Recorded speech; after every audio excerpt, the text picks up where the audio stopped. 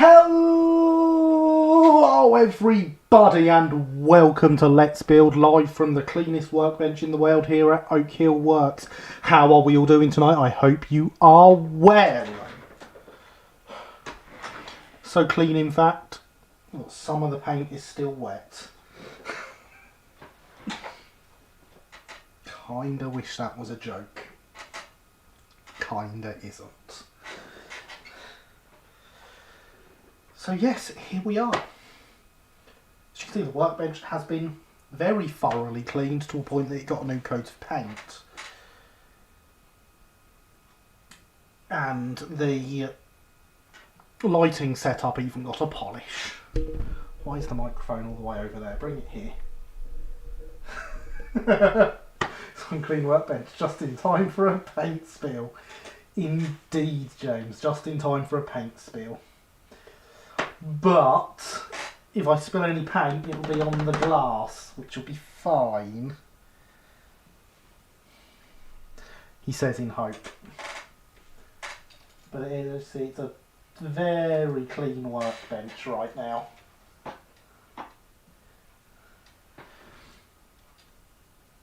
I have only put on the workbench what I expect we'll need tonight. Which of course means I will definitely need something that I wasn't expecting to, and I'll have to go through the pile of tools next to me. And I genuinely have only put what I need because there are actually still patches of the workbench that haven't fully hardened.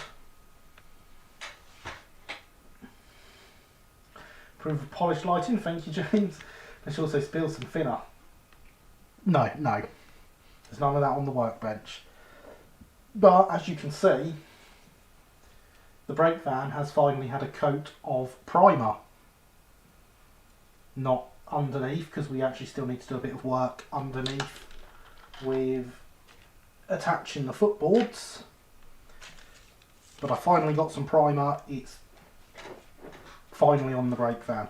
I actually, when I was spraying it, forgot that the chassis isn't attached. So you can see a nice rectangle of primer in there where it's sprayed through the hole in the floor. Clever of me that, wasn't it? There we go.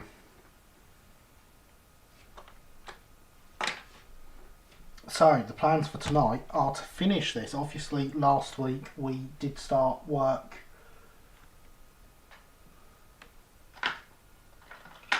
on half.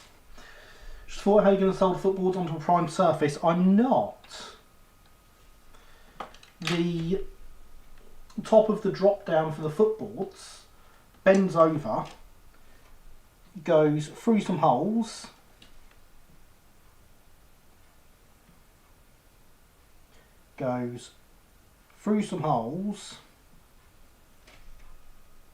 into the back and is soldered on behind, where although there is lots of shadow and you can't see it very well, there is not any primer. So we will be soldering to the back where there is some brass that might need a bit of a clean, but it's not covered in primer. And that is also why the footboards are not done, because I couldn't be bothered to tape up the drop downs. Don't worry, I did think about what I was doing before I did it. It has to happen occasionally. And good evening J94, how are you this evening? I hope you are well.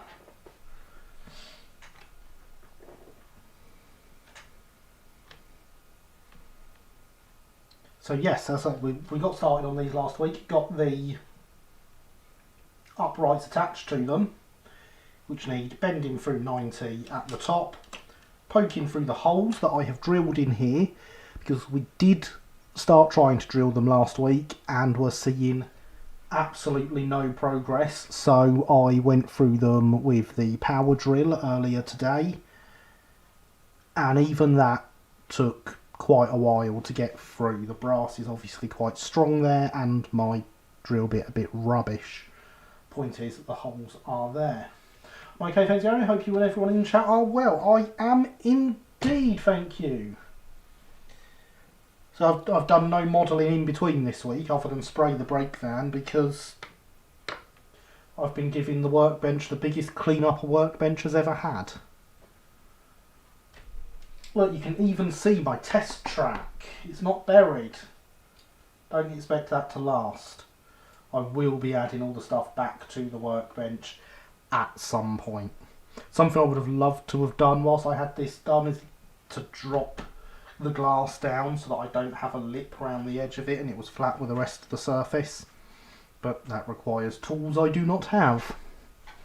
So it shan't be happening.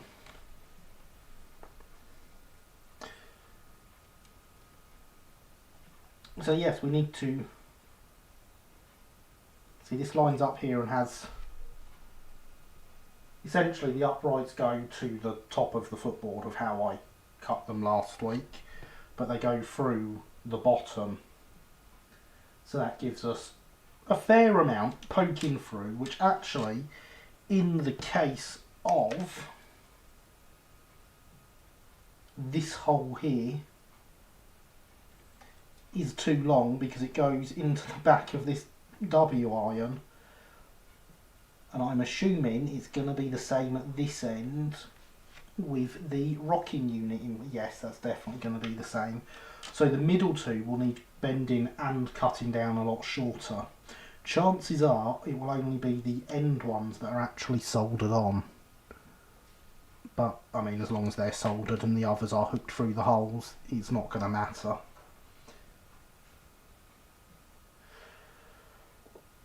Good evening, Javier. How are you? And good evening, Red. How are you? You join us at the workbench. I've only just realised how shiny this glass is now, because of course the glass had to get a good polish as well. So you can see everything up here in the glass. I don't think it's been that clean before, has it? And that's even the actual lamp you can see here as well. There we go. It's kind of hard trying to judge when my hand is on the screen. In fact, it's the glass getting cleaned is what prompted me to actually repaint the workbench. Because I cleaned the glass up when I was cleaning everything else, and it looked so good going through the completely clear glass. I was like, this workbench looks a bit naff under here, I need to repaint it.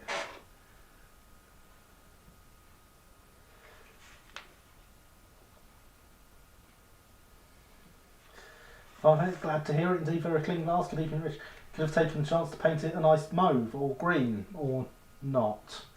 Doing nicely. Have my first 3D print in almost a month with the new resin bottles. Excellent. Excellent. So yes, tonight's jobs. Get the footboards on. Get the compensated units in and attached. And if I'm feeling really brave, we might actually try and add brake rod into this. Because all the stuff is there to do it. And it would only seem right that we give it a go since we've gone as far as compensation and everything.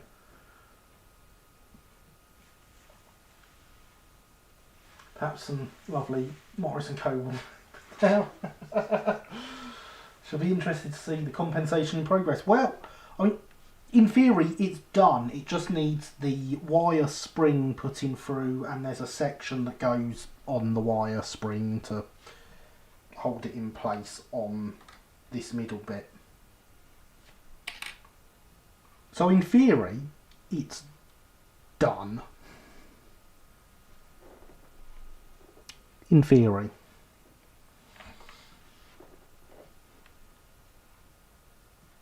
So let us begin. We shall get the pen and we shall very, very scientifically place this here at the height we know it goes.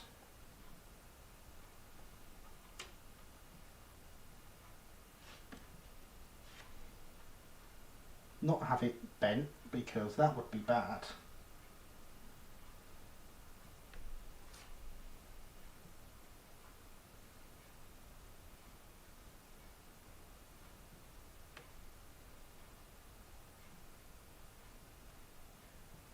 And just mark this along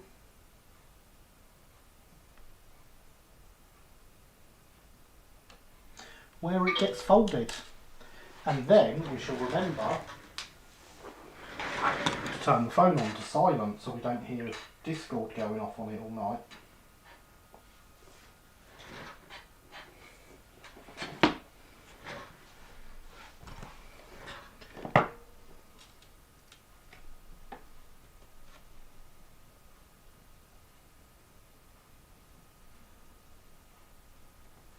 So then we take our marks and we bend them through 90 degrees.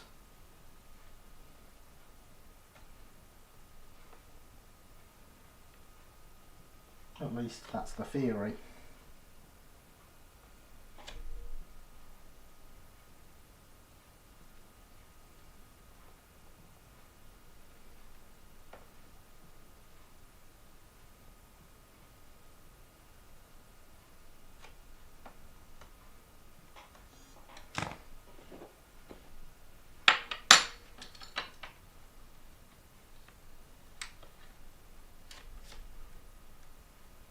They all appear to have a 90-degree bend.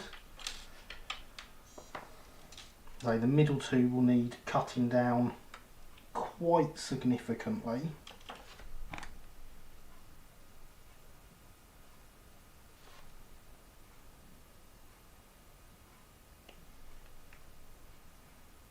To avoid hitting W ions.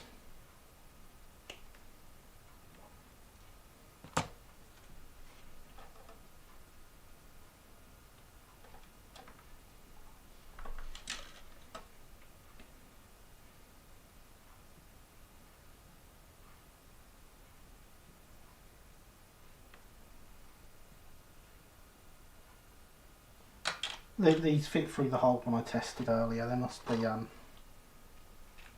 some bits sticking off on them. Quick fire will sort that out. And there is the chat bot reminding everyone to smash that like button or give it a gentle tap. Or even if you're not enjoying it, do so with the dislike button. But regardless of what button you want to press, whilst you're down there, make sure you subscribe, ring the notification bell, and all that other wonderful YouTube shill goodness.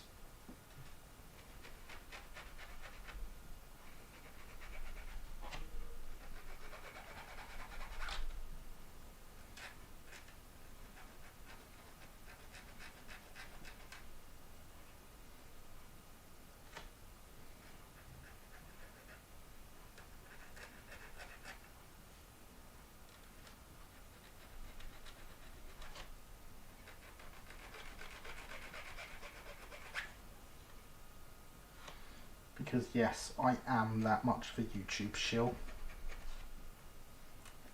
I am also looking at those bits of brass I've cut off here and dropped on the workbench, and I'm looking at the slowly building up pile from this and wanting to get them off the workbench because it's so clean and they're ruining it.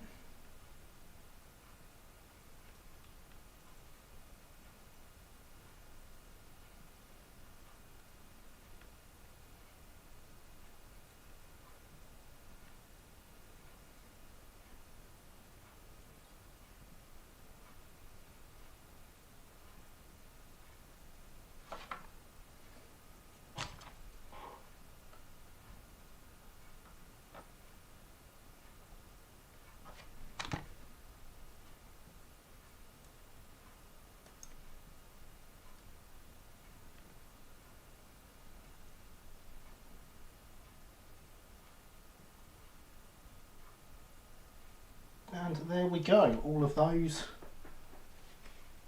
will poke through their holes and the footboard is on.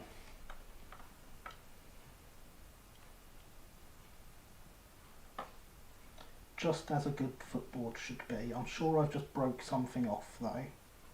Yes, there we go, we broke this off. I think that broke off whilst I was getting it ready to prime as well. Fusion is giving me a large amount of pain at the moment. That's not good. We do not like to hear that. And so for the first time from the newly cleaned and decorated workbench, I'd like to remind you all that hydration is important.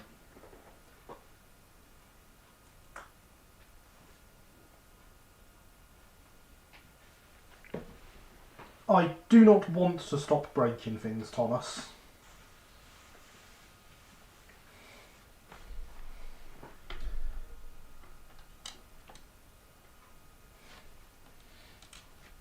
Maybe I enjoy breaking things. Let's turn the soldering iron on. Surely breaking things is the whole point of a brake van. I mean, it's there for when breaks occur.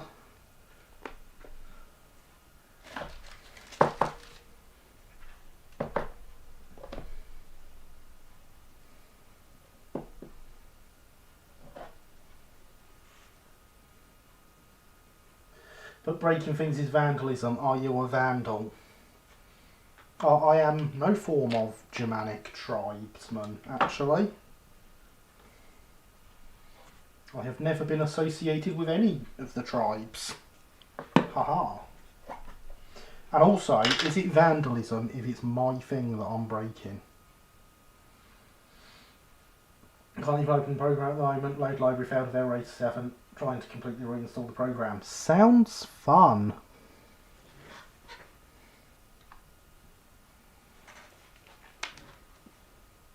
But I thought you were a SolidWorks user.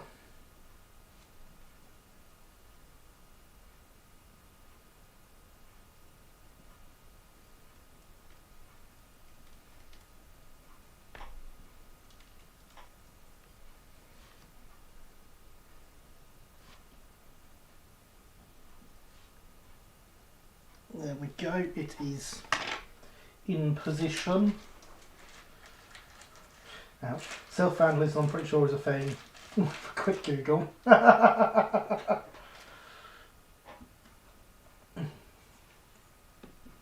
like a criminal in my own world. Learned on SolidWorks at school. Exactly, I'm sure someone sent you a copy of SolidWorks that you can use. Can't imagine who that was.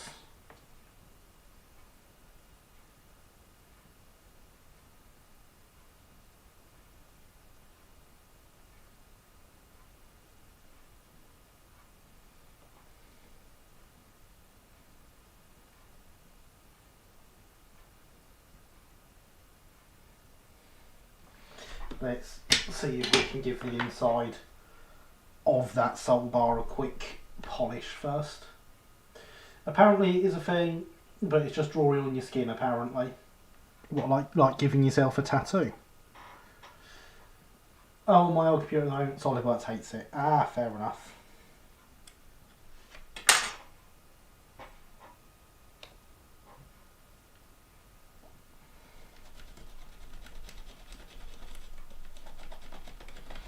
So you see, what once looked like it was very dark is actually just really dirty brass. And it polishes up rather nicely.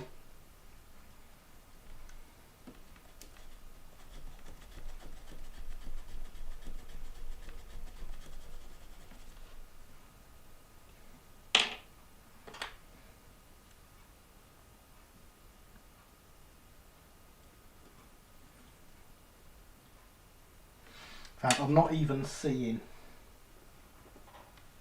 the tinned up bit of brass there. It's looking like clean brass, so we'll re-tin that. Also, for those that didn't believe me that the workbench is still wet, the workbench is very much still wet.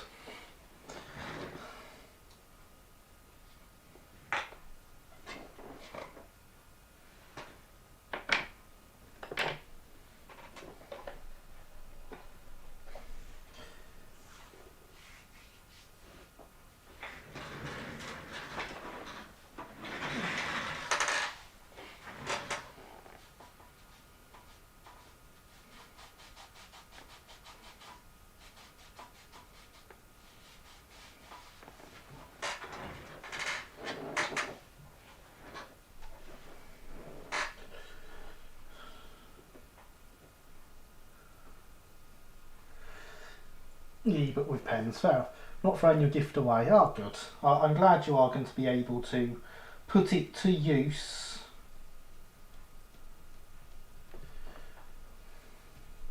Sorry for confusion, don't worry about it. So solely model in Blender, both for 3D printing and trains. I tried to use Blender once, I failed spectacularly at it. Just need to learn something. I've never used 3D printer before and getting one for Christmas. Well, Red, I have never used a 3D printer before. I cannot CAD, and I have a 3D printer sat in the other room.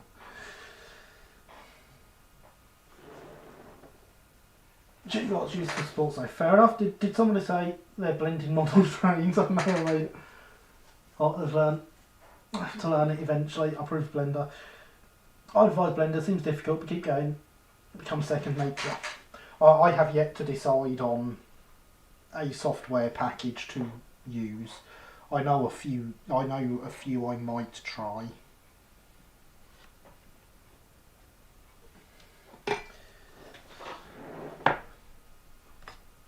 I've gotten up to the default cube, which is about the extent of my Blender knowledge. I recommend Blender.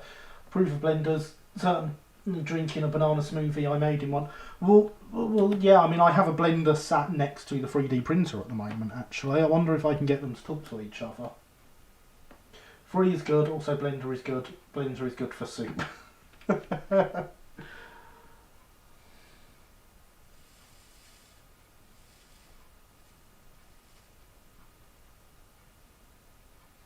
Right, that's nicely tinned. It's also filled over this hole.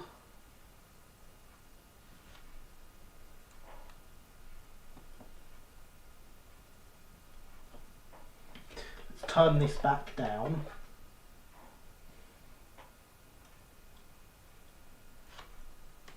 Oh yeah, I feel like that's not actually attached. And whilst it cools down, I can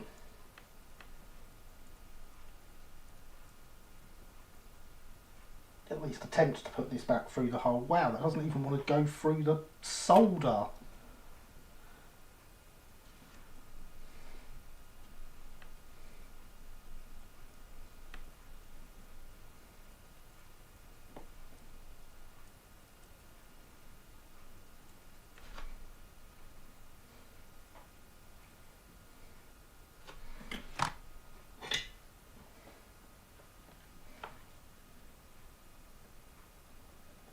Oh, it's cooled down too much now.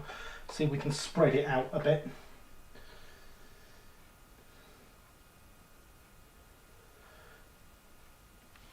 Yeah, I mean, your viewers send you gifts. This is very true, Will. Very, very true. Used to be very anti-Blender at one point. I was 3DS Max man for the best part 4 years. Viewers.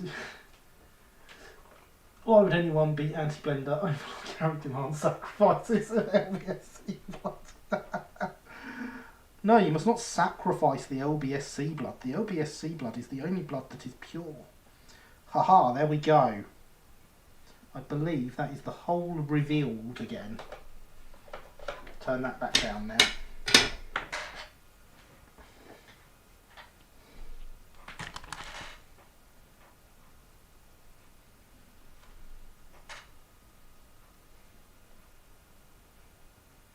Apparently it is not.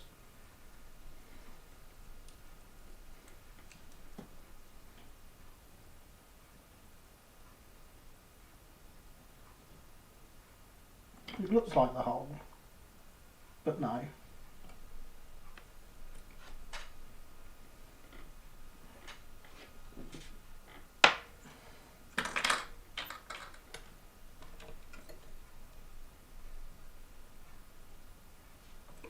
Well, isn't this a good start to the new workbench?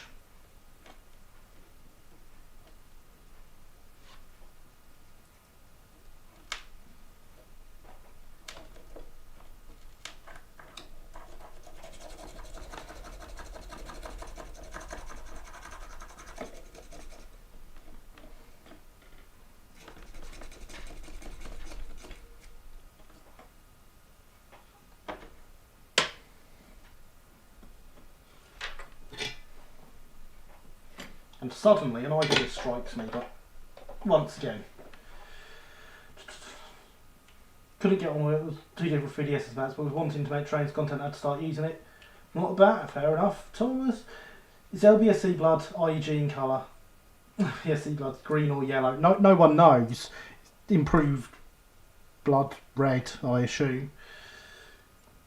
So I just need to get all my maps files blended at some point. I want to eventually get rid of the software.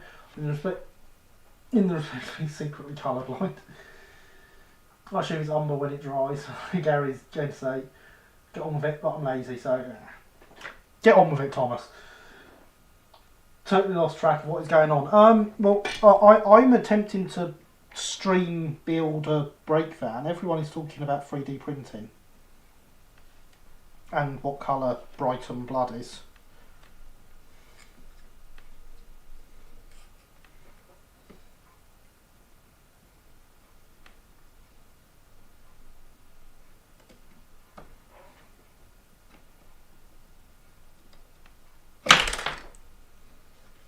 No, that did not work. Didn't make anything worse though, other than this bit also having come off. But that's fine.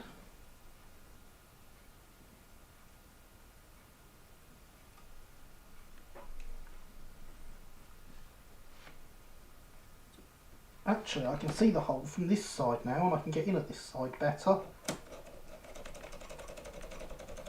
So maybe it did work, we just didn't know it yet.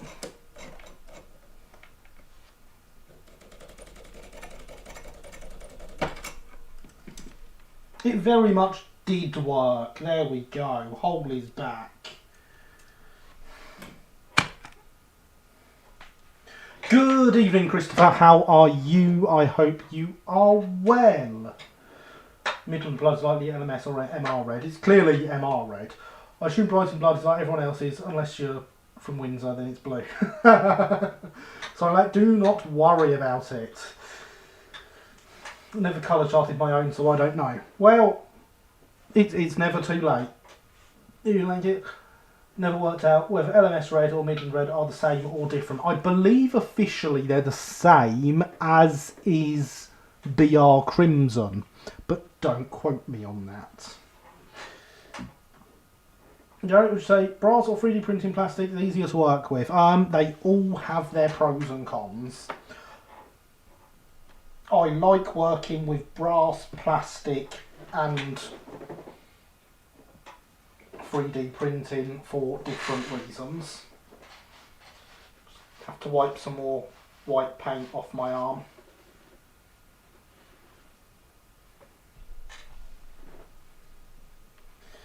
Proof holes in the right places, but only in the right places. Indeed, James. Additional Gary's Twitter account. There's a link to my Twitter account from the bot. Printers mind difference. Only hardcore people know the difference. MR Crimson, LMS Crimson, the same. LMS Red is LMS Red. Is there actually an LMS Red? That is my next question. So we've got holes in the right places. We've got this all tinned up.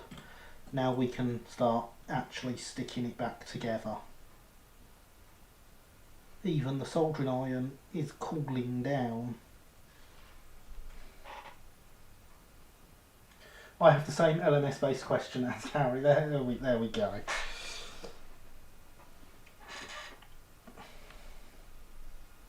Yes, LMS Red is what the streamlined coronations were painted. Ah, fair enough. They weren't crimson. I did not know that. Thank you for extending my knowledge. Hydration, still important.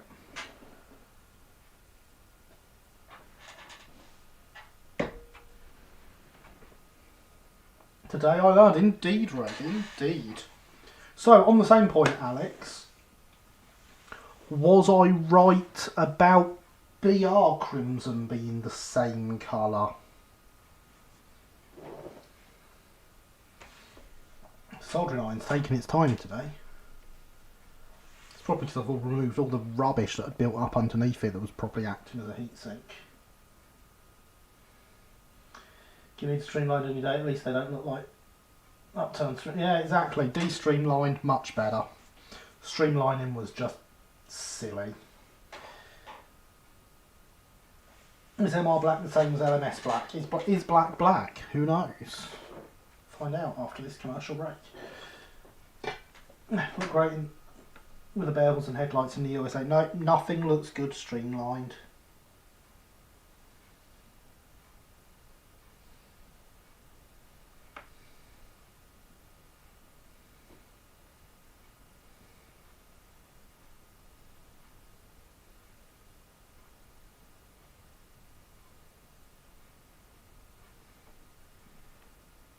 There we go.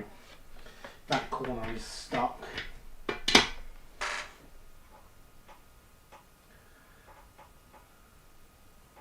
Streamline was all about dealing with aircraft competition in the 1930s. Indeed, it was a completely pointless thing, but yes. If it's not black, it's grey. Indeed. Streamline Duchesses were one of the few times I agree with Stanley that they were better without. Indeed. Not even the HST or A4? Nope, not even the HST or A4. Do you normally disagree that the A4 is glorious? Fight me. Okay, Red, I will fight you. So, no, I think Streamlined Terrier would make me feel different about it. I do not. I think if someone streamlined Terrier, I would have good reason to shoot said person.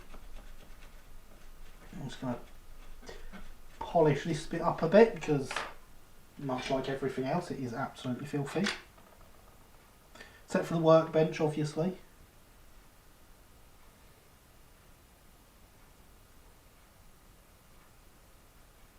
And there we go, that is that side of it also resoldered. Wasn't streamlining more to do with allowing the express engines to go through the carriage wash? That was Bullied's air smoothing, gave them the same profile as the carriage wash. The LMS and LNER streamlining was for publicity purposes. Done 3D model and gets shot. Wow, that's your choice, Thomas. That is your choice entirely. You have been warned. So in their case, I don't think that they had that sort of carriage wash at the time, did they? The Southern certainly did, yes. Bullied Light Pacifics, and the not light ones.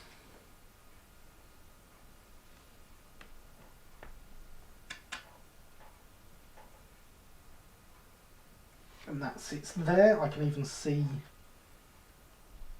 in the bumps on the solder where it was.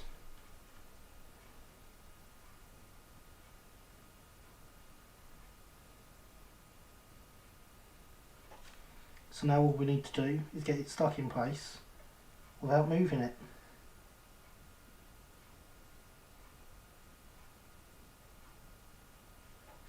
Right, that is tacked in place, so I can attack the other side now.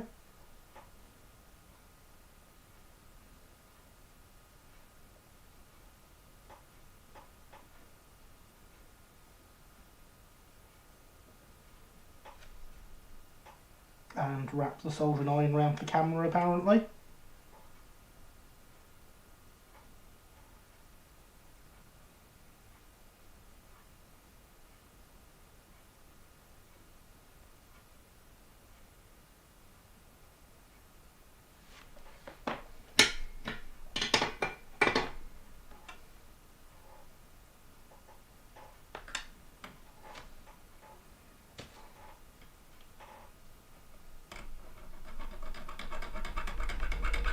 Now that I've got it attached, I don't want to try and remove this big blob of solder with the iron.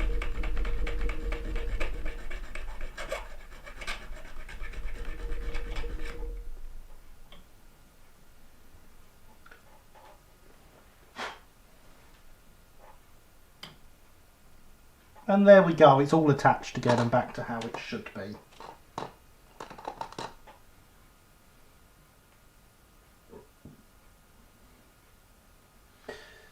At greater than 90 miles per hour, streamlining is actually effective. How often are we actually travelling at those speeds though? It's pointless, it was a publicity stunt.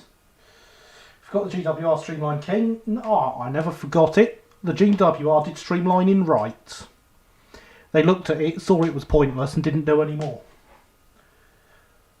It would have helped with the world records.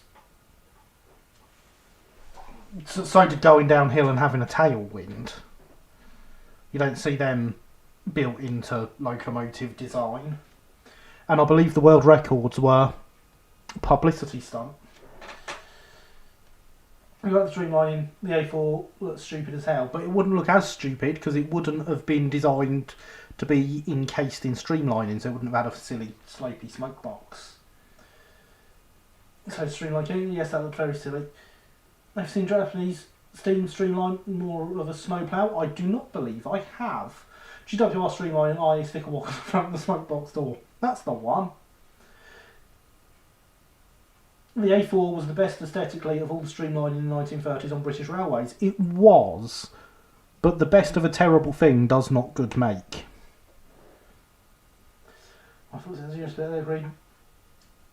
Not just because I'm a British fan, not often for the steam locomotives, but every day for the HSTs. Yeah, but that's a completely different argument. Thing is though, the GTO had no need to compete on the streamlining front. They had their customer base pretty much secure and weren't stuck in a pathetic battle of publicity like the MS and the LNER. Exactly, Alex. Which is why they did not get included in my earlier assessments, and of course the fact that they only did it the once and saw it was pointless. I honestly have no strong feelings either way for streamlining except the Duchess. No streamlining for her. No streamlining for steam locomotives. As decreed by me. Right, so. Oh, that goes right through this. That's interesting. Yeah, this one did as well, so I'm going to have to remake that hole. And that one goes right through there. So if I polish those bits up.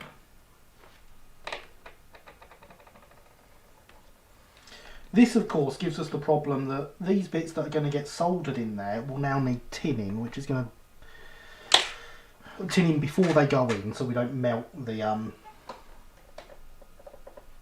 white metal they're going to solder to. And that, of course, going to make them slightly thicker, so hopefully they still go through afterwards.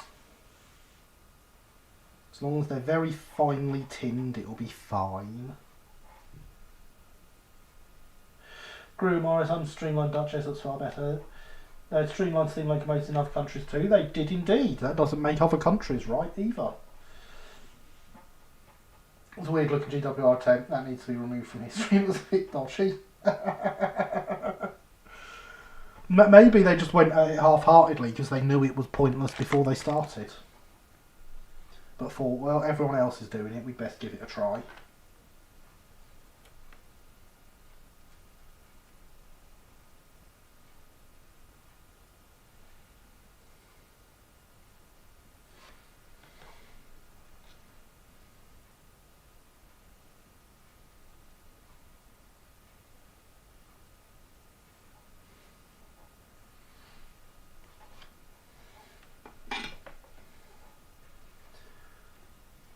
And was he streamlined Hudson's well? Well, I don't know the Hudson's well enough off the top of my head to comment.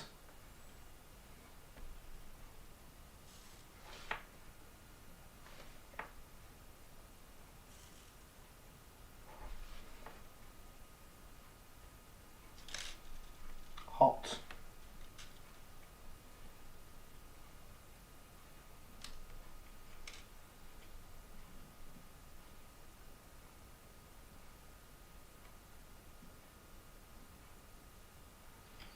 Right.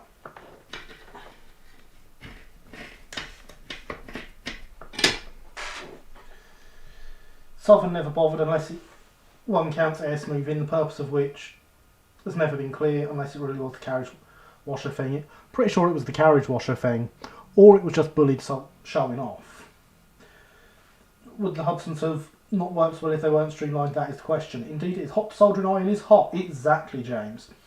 PRRT1 sharp nose style might have even beat the A4, but it didn't. There's the important thing to remember.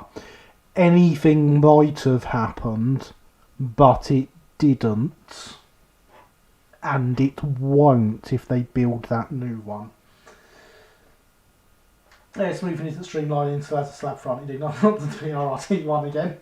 Didn't knock itself to bits first. Exactly, Red. Let's not get on to one. Yes, let's knock the T1. Southampton Station Pilot, Southern number 1. That's the one, James. Yes, definitely. Always beat the A4s that, because it's just that darn good. What of it being Southern and all that.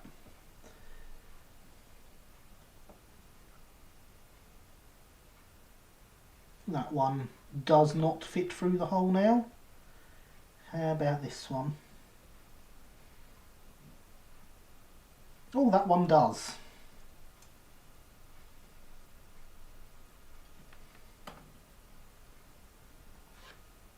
So this one just needs the file running round it, as obviously there's a blob on it.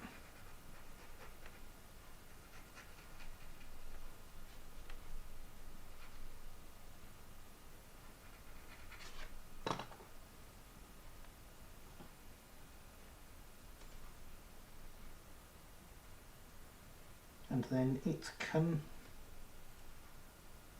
go through there like that. Excellent.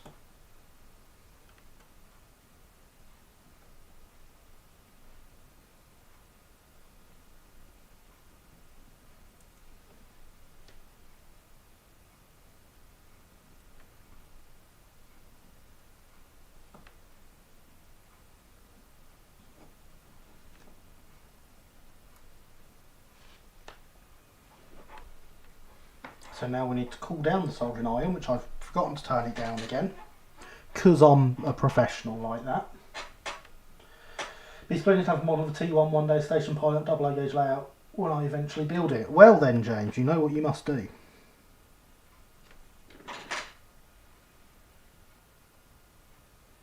You must build a T1.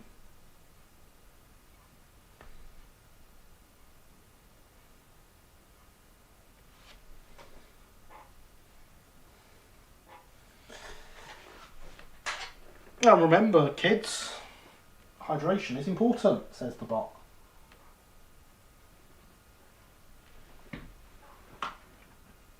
What I must do, wait for Double O Works to produce one? No. Don't be silly. CAD one up in Blender and 3D print it.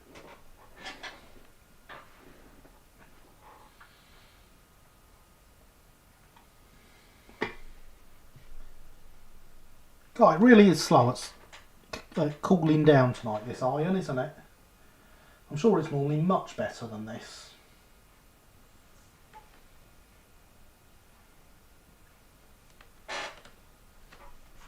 I am going to now. Oh god, that was worse for 3D print or Double A Works. Funny, I was just about to say, I am now, much to Alex's annoyance, going to be an advocate for 3D printing since I now have a 3D printer. Can you not cool your iron with your wet sponge? I don't have a wet sponge, I have wet paint.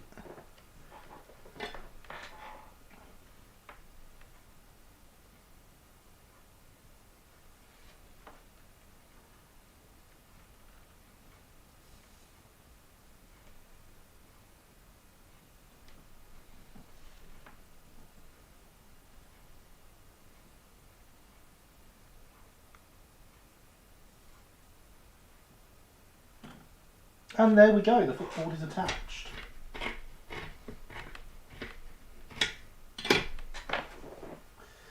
Oh, I know, I'm alone in my views.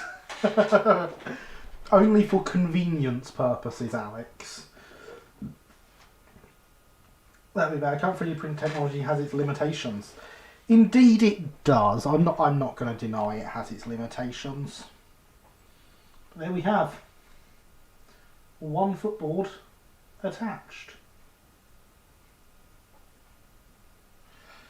Oh, go on, focus. I've left the white thing miles away. Because I forgot. I agree with James, don't iron the paint. I'll try not to. But, I mean, what is it? the paint that is down, whilst it's still wet, it wasn't intended to be the top coat. There was to be another. I'm going to sand all this back and paint another coat on it again,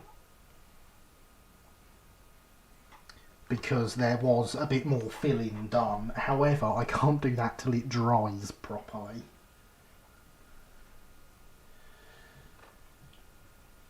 Frontier's been pressed forward. Model you've started selling full colour figures, albeit only in 7mm scale or above. Oh, now that is interesting, James. Still time for mauve. There is going to be no mauve. There is going to be another coat of gloss white. Gloss white is good because when you are modelling, there is very little that you are doing in white, especially of the small pieces. So when you drop them on a gloss white surface, they are easier to spot. You are also very rarely working in gloss, so they also affect how much shine you get back off the workbench, and your eyes can pick up on that as well.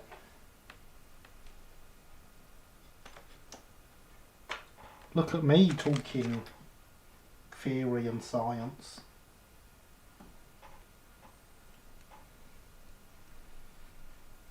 Yeah, we definitely filled over this hole.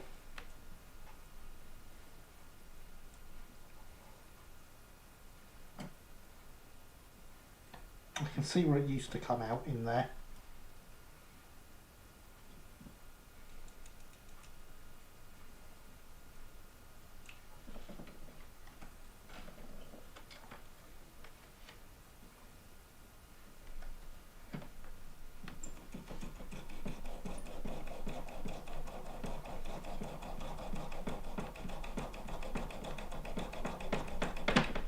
There we go. Straight through the original hole. That's impressive. We got that spot on. That makes me happy. Go away, wheelset. You're not wanted yet.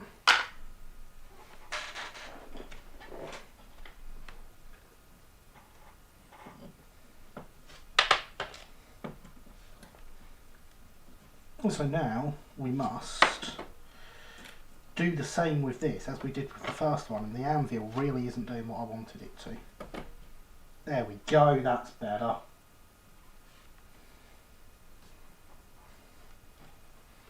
I'll put it this way round because it's easier for me to hold everything.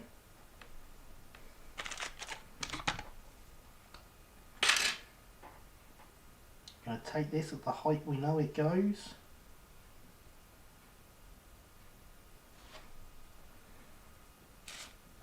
We're going to pop this bit of cardboard out so I can draw on it to get the ink flowing through the pen again.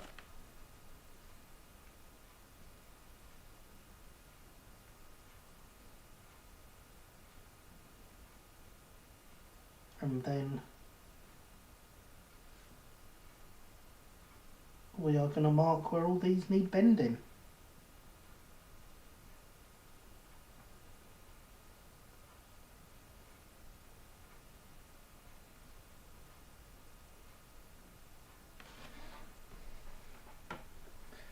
And there we go.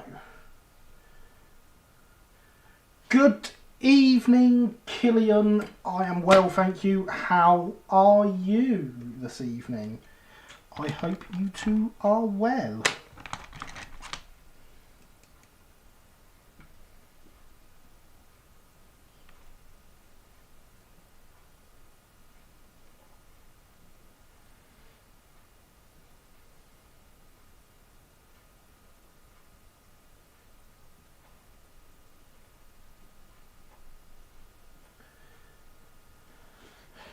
Thank you.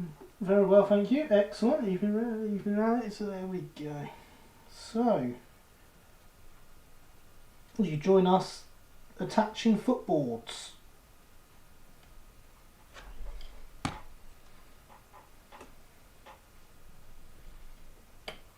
It's a long and awkward process.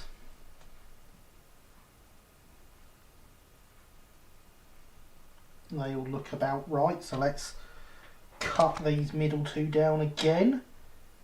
because of course, before we do that, let's check they're actually all right angles.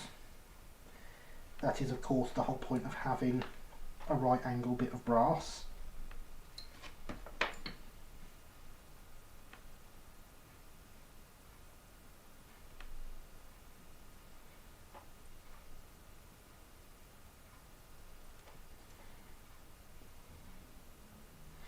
That's better. Excellent, footboards are good. Indeed they are. So yes, we need to cut the middle two supports down, as when they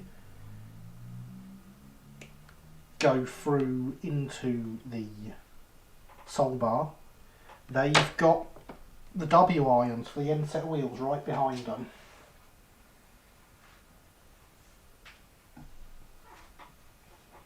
And so that will of course cause issues if they go through and start hitting them. And we're going to straight away run the file along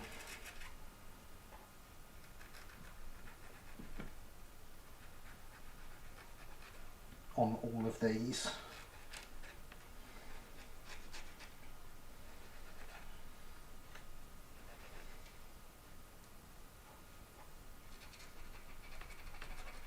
I can straight away see this one is quite bad.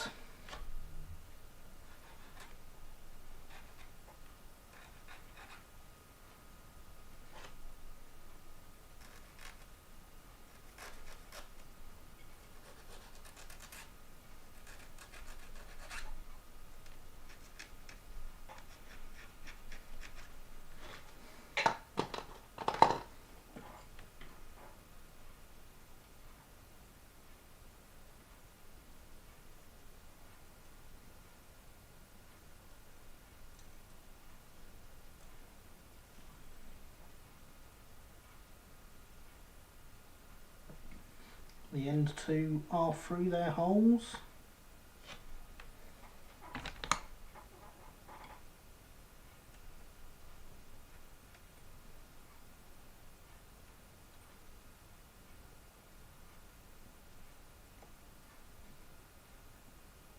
And the middle two go in as well. There we go.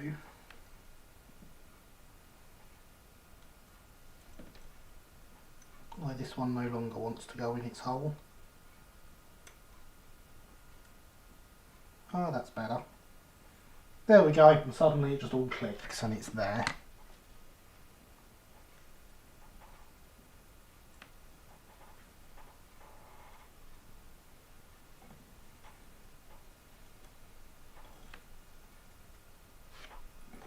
So, just like the other side, we want to give a bit of polish around here to make sure we get the best grip possible for the solder.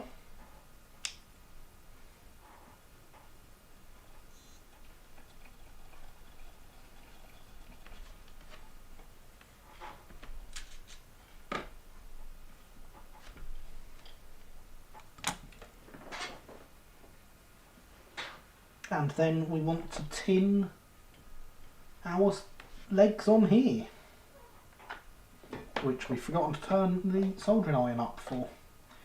How silly of us. Let's do that now.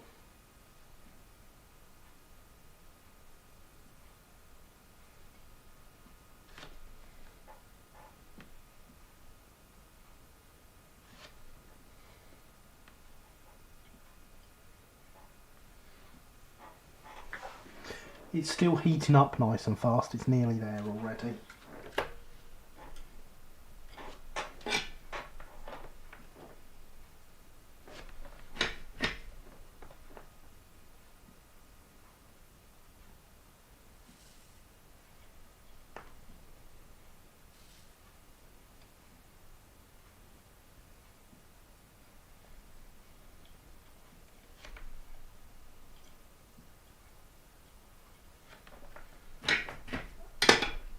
And that is those tinned. We can now turn the soldering iron back down.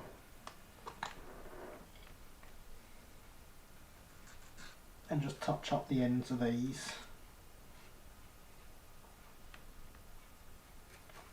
To ensure we don't have a big blob of solder sitting there stopping it from getting in place.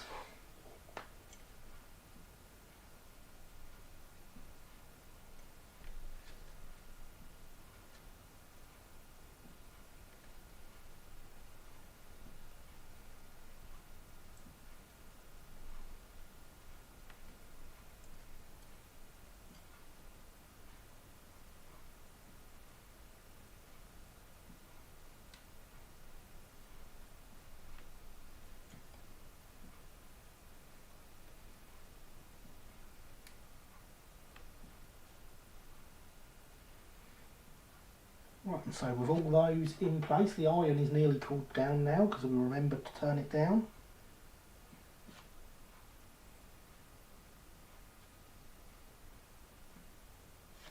Bit of flux on each end.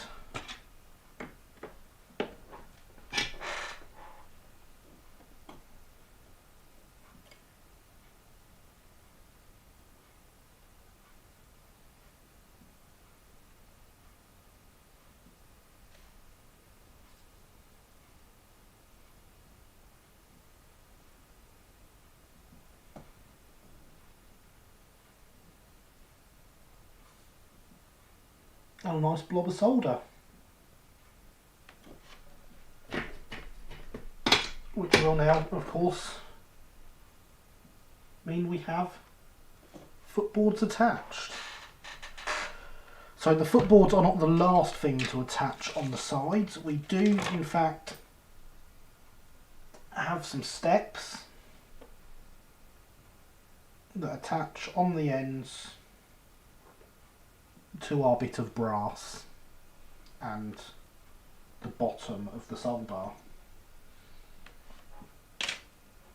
so that the guard can get up and down from the compartments each side.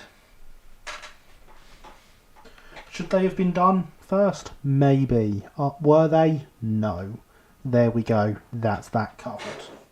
I don't think they should have been. Just throwing that out there.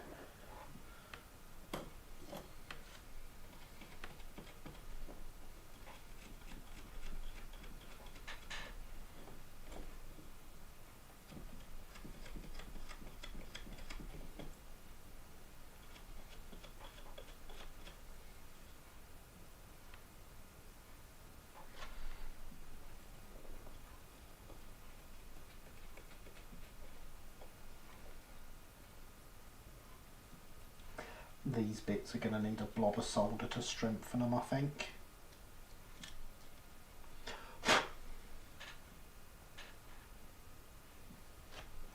As long as it's a nice small blob, it'll be fine.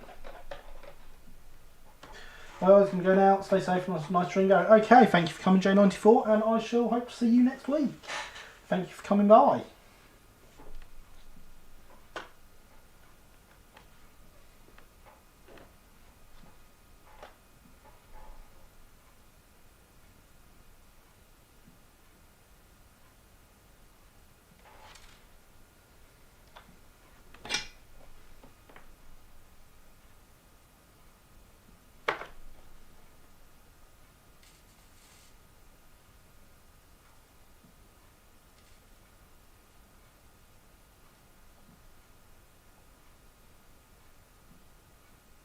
Yeah, that's nice and strong now. Because it has been wobbled back and forth a little bit too much and did feel like it was going to snap, so a bit of extra strength there won't hurt. And I think we will do the same with this side.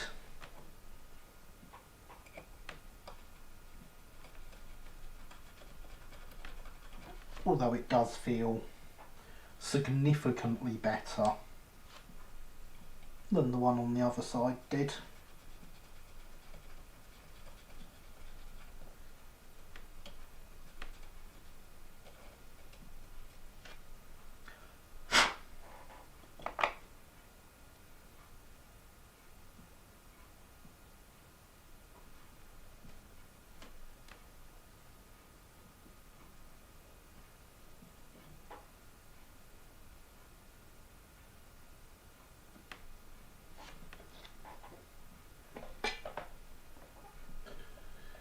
Hold on, I just remembered the SR did look at streamlining. They mocked up that school class for fake streamlining but never progressed further than that.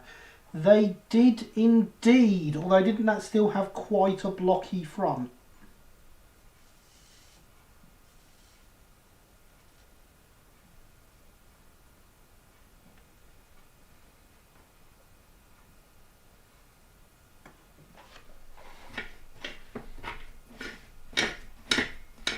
And of course the streamlining on that was made out of plywood, which I think says everything we need to know about how serious a concept it was. It did, but it's far more streamlined than that air smoothing, but air smoothing wasn't meant to be streamlined.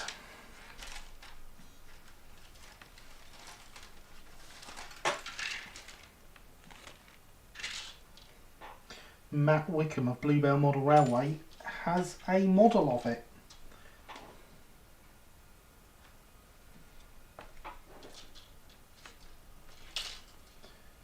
Right, so steps.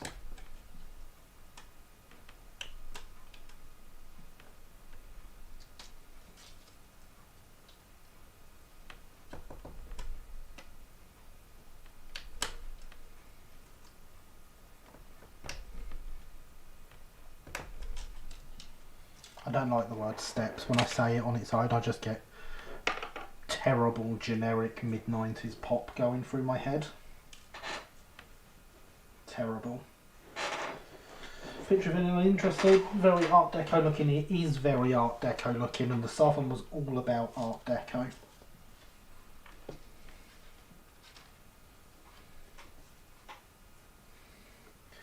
Well, it's very close to C53 style. Is it indeed? Interesting. Inspired by the Japanese rather than the LNER. So these steps just go about here.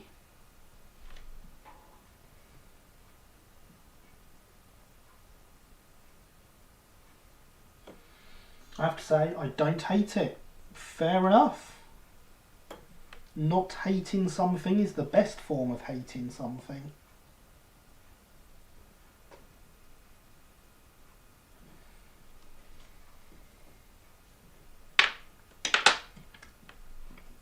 So these have a small indent across the top of all of them,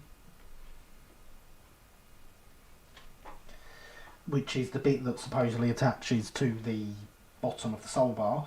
So if I tin up all those bits, we should be able to get somewhere with it.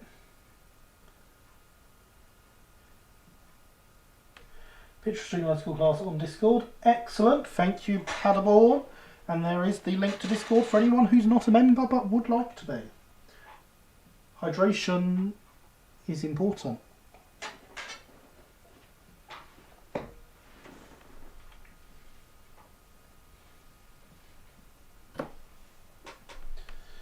Fit model of it, Satnet Streamline Merchant Navy would look interesting as a comparison. Well, you have to contact Matt and ask him then. I'm pretty sure he's got a Merchant Navy as well.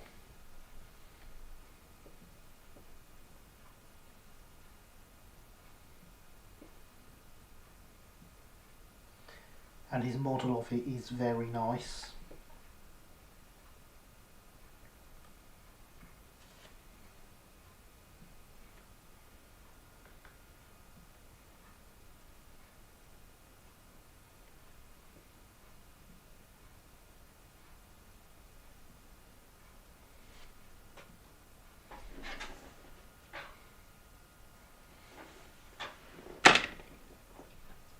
Well, the thing is, when it comes to streamlining,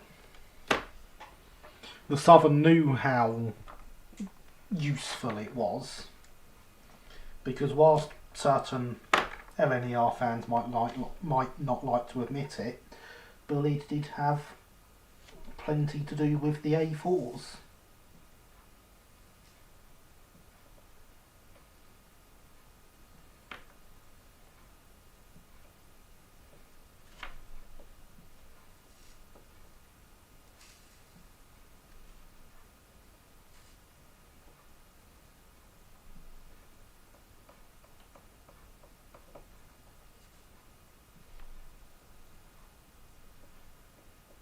because he was Gresley's assistant at the time.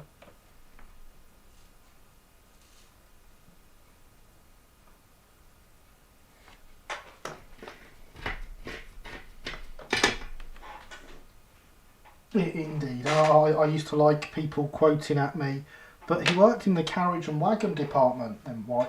And if he only worked in the carriage and wagon department, why did he go on the Bugatti trip?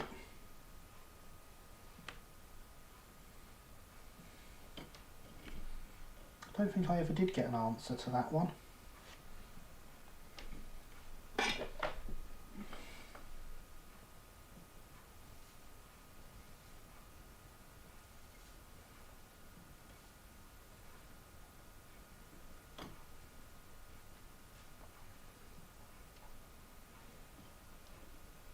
But fans always like to credit the famous names. Indeed. Was it LNER info we found it on that it actually said Bullard was heavily involved in the nose cone of the A4?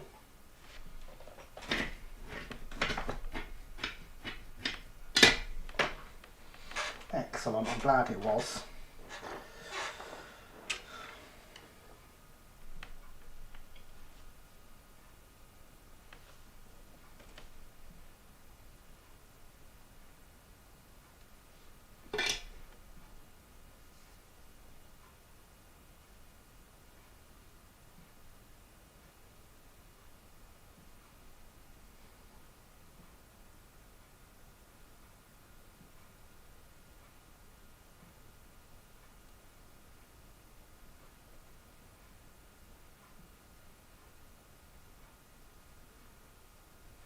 Pretty sure I'm playing with 70-degree solder there, and that's why it's pinging off if I'm letting go too early.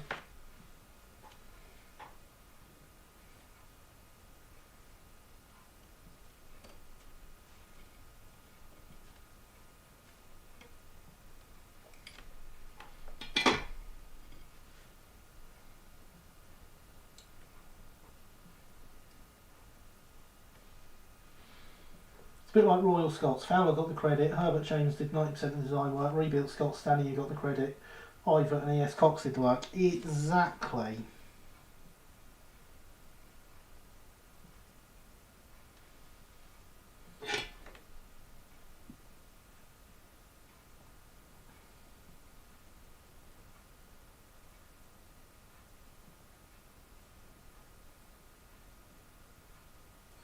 And of course, from a purely aesthetic point of view, Wainwright never designed a single locomotive for the SE&CR.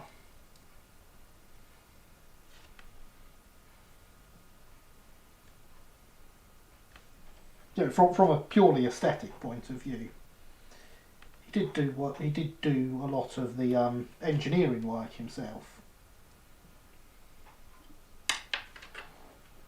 But the classic look of a Wainwright locomotive is nothing to do with Wainwright. Stanley wasn't even at the LMS when the Rebuilt Scots were designed. He was second in War Department work. So yeah, that shows how much input he had then.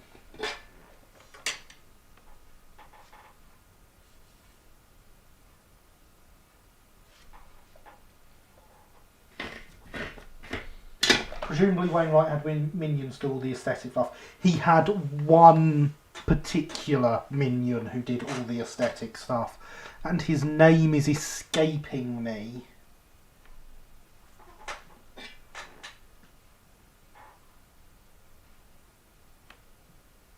Believe it began with an S.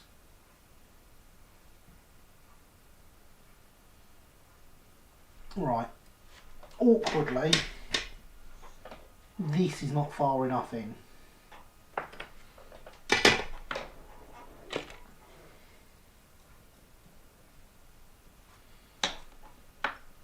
I need to be able to grab it and push it in and do it quick.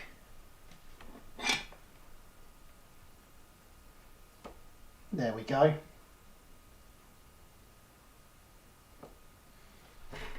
because I've done it without cooling the iron down, that's why it needed to be quick.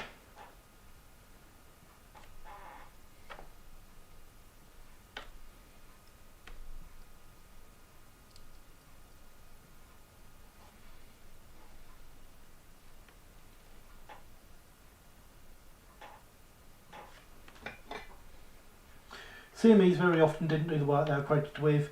They'd design standard parts and sometimes basic design and locos, but it's chief draftsmen who are the actual designers. Generally, yes.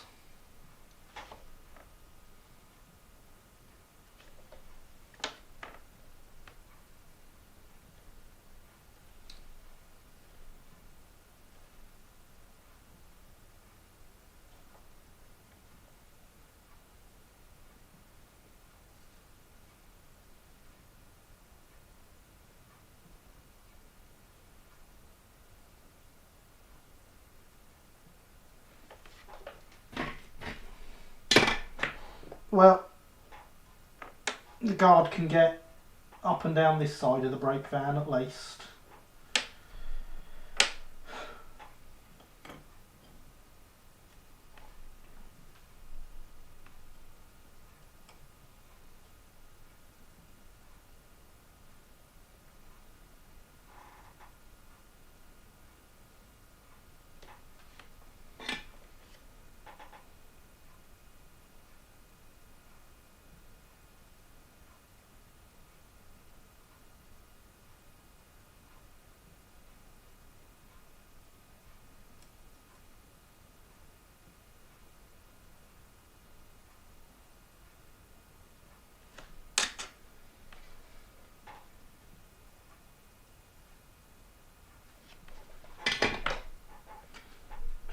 And there's a link to the Patreon from Streamlabs, which now allows me to take money in pounds. It alerted me the other day. You know, I reckon I'll get a better grip on this if I do what I did a second ago. It is okay, but it could be better. Let's put that down. When you look at the LMS, the works in drawing offices, Derby, Crewe, Horwich, North British, etc., were the geniuses. Fowler was a hack. I say that as an MR fan. You might be an MR fan, but you're not a Fowler fan, are you?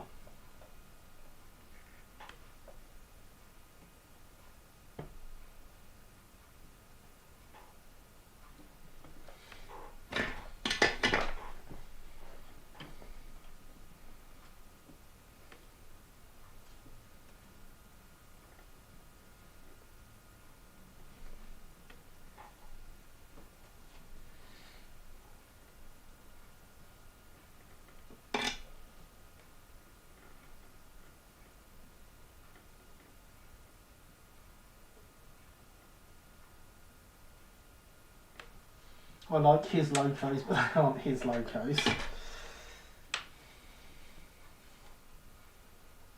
Fair enough. This is going to be almost impossible to solder.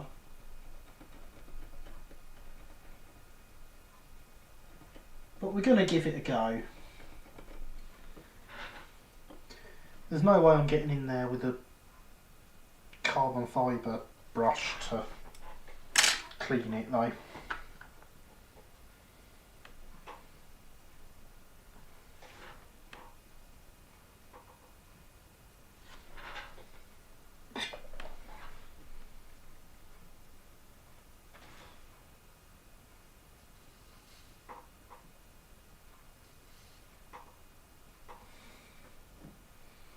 I think we're attached.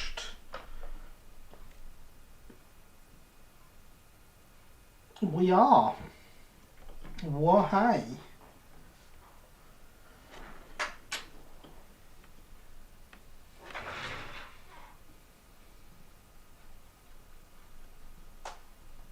I would like to claim I know what I'm doing, but that would be a lie.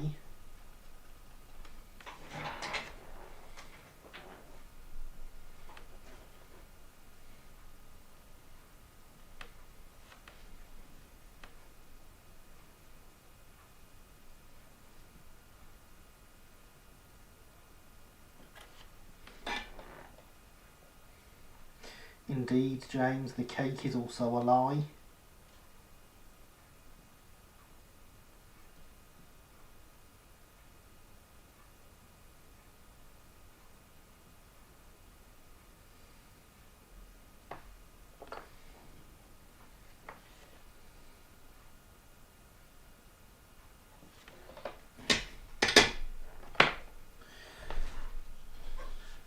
Life is 90% winging it whilst convincing others you know what you are doing. Well, as far as this stream goes, you've vastly underestimated that number. Except for the cakes I made this afternoon, they actually exist. Ah! It is always good when cakes actually exist. I approve of actually existing cakes.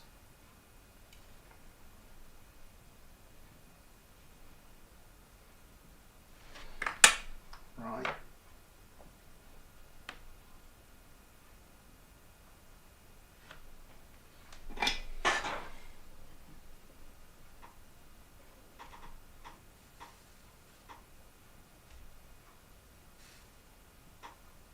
That's not where I wanted you to go. Yeah, back up there.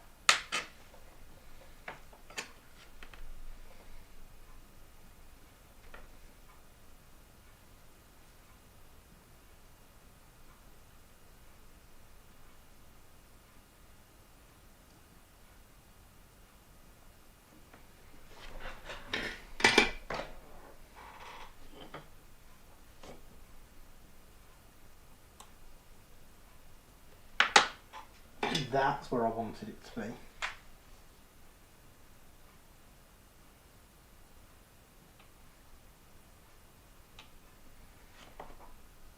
And that is nice and solidly on there now.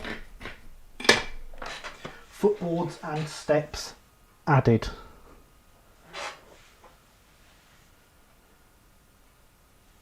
Problem with cake existence is that it tends to be very finite. That is true. I would not want to exist as a cake. Can't remember the last time I had any form of cake. It's been well over a year. It should have been with me, but you know, cheating on my diet is what I do. It's like cheating at modelling. Actually existing cake is the best kind of cake. Indeed, Killian. Indeed. Well done, sir. Thank you, Christopher. I am going to celebrate by refilling the hydration vessel.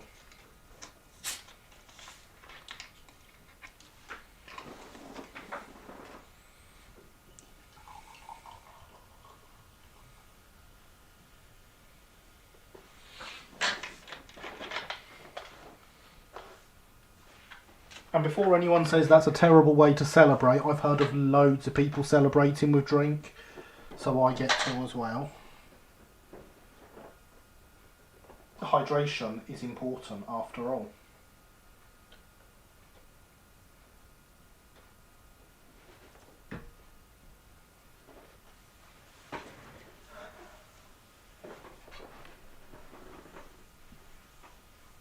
I'm just about to test the new turntable. Oh, excellent, Christopher. I approve of turntables.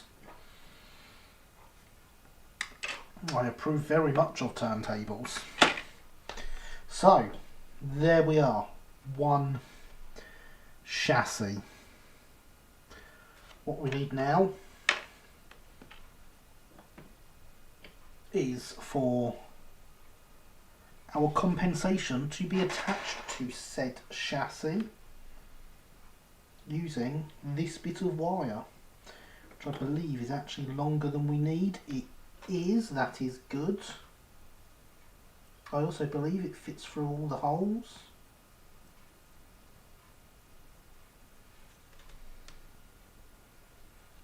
Fits through those two, that is good.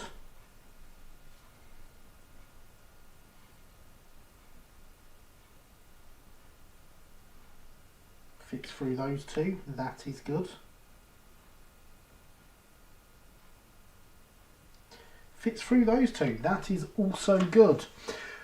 But I have just remembered I'm actually telling a lie. That is not what we need. Because it says in the instructions we have to paint these first.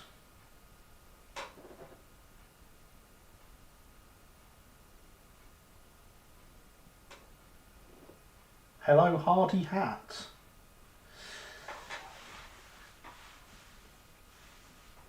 How are you this evening? I hope you are well. Indeed, huzzah for it fitting first time. It's almost like I have tested. I say almost for a very good reason.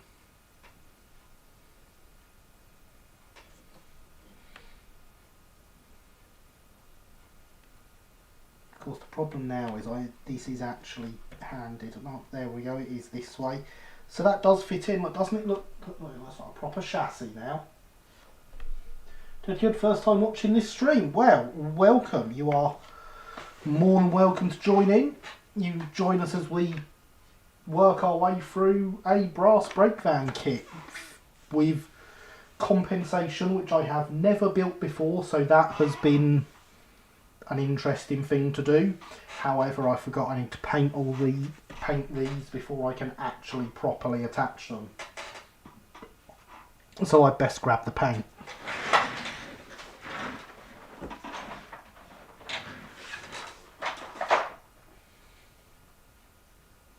It's not in the pot, it's up here on the layout.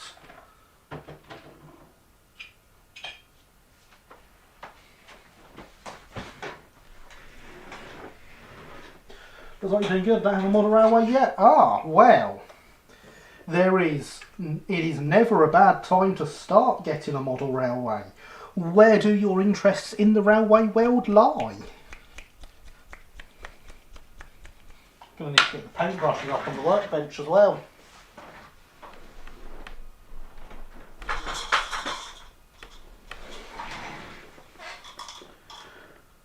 Working on saving money up to start one. That is a very, very good thing to be doing. It is not a cheap hobby. Mainly 1950s and 60s British stuff. Ah, excellent. I used to model the 1950s and early 60s. I now model about 40 years earlier than what I used to model. Well, in fact 50 years earlier, with sort of 1900-ish through to 1915. I'm Thomas fan, so maybe my version of Soda. Ah, that would be an excellent idea then. If you are a Thomas fan, we have plenty of Thomas fans in the community. So you will, of course, be most welcomed. We even have, on my Discord server, a section dedicated to Thomas-related modelling.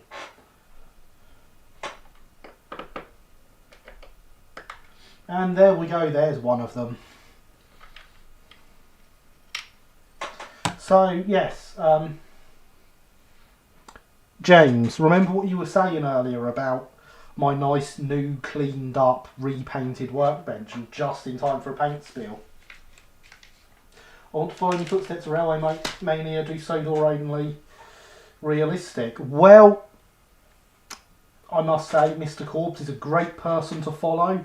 He is a viewer of the stream occasionally, and he is a member on my Discord server.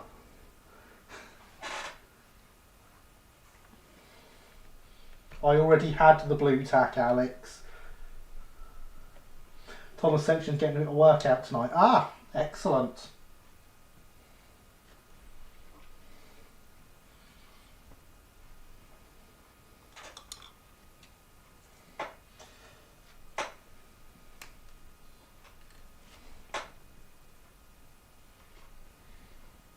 So, let's get some paint on here, shall we?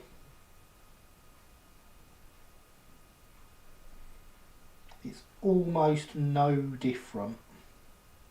No, don't go filling that hole. We want that hole. Silly paint.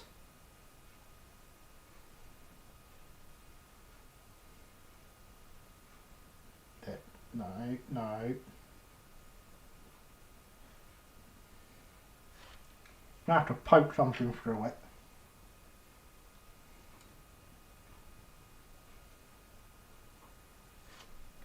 There we go.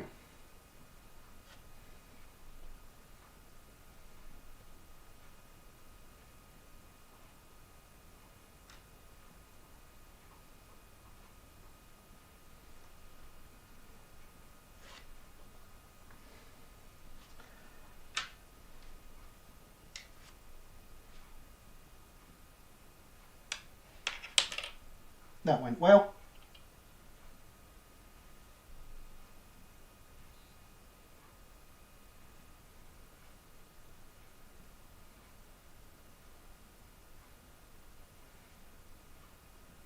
Those holes have both survived. So, huzzah for that.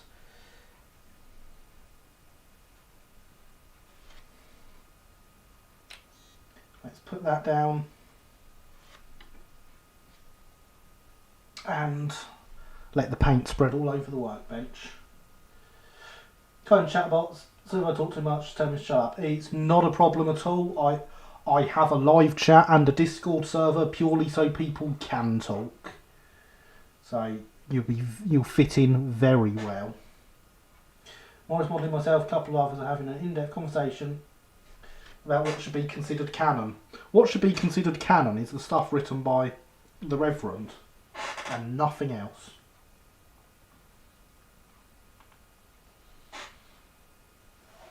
Finished, I've drawn all the nuts on the thing I am CADing. Excellent, Linny! That is a rather marvellous milestone. I feel you should reward yourself in some way.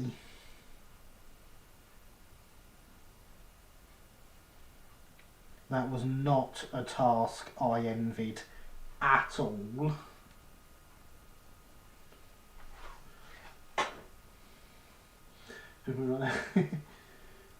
Turntable works. Excellent, Christopher.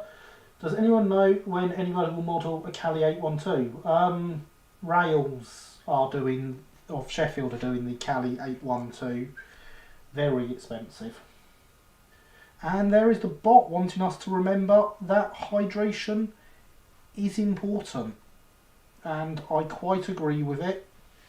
So, with the paint actually on all the required bits of this now, we will leave this one to spread some paint over the nice freshly cleaned workbench, and we will indeed remember that hydration is important, as are Oak Hill Model Railway branded mugs. I had to get it in there once. Merch available from the Teespring store, ! Merch in the chat.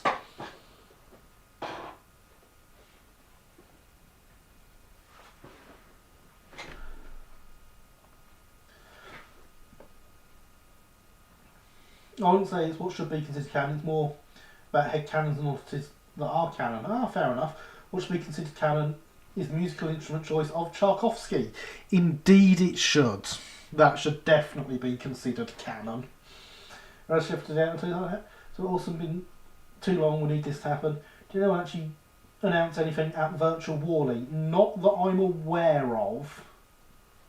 I've not seen anything, although Rapido are making an announcement for 3 things in multiple scales, including logos.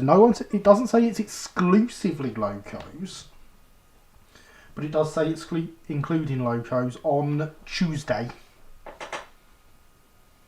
Expensive relative term compared to much of the hobby in the US, the and EU. UK modelers have it quite good. I agree, Alex. I very much agree. Merch store link and kittens. Thank you, James. So Thomas, franchise dead to everyone with the new direction now taking it. I have avoided that. In fact, we have an 812 that just needs a smoke box door. But it's not particularly accurate as an 812, is it? They're overscale, aren't they? I'm aware of the Tuesday announcement. Excellent. Thomas franchise was dead to me the second they moved away from the books. Indeed, Alex. Except the Batman, Donald and Douglas are dimensionally far away from an 812. Indeed, there we go. I thought they were.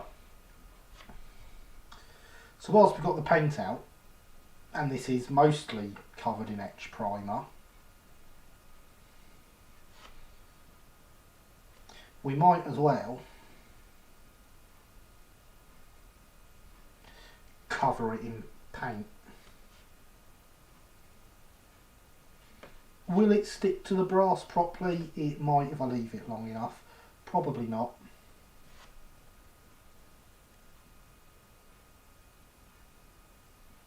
But you never know.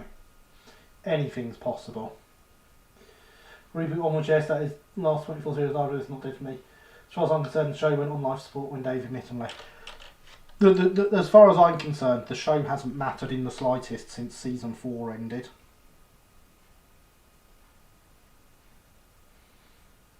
All of you lot abandoning the show now are 20 seasons too late.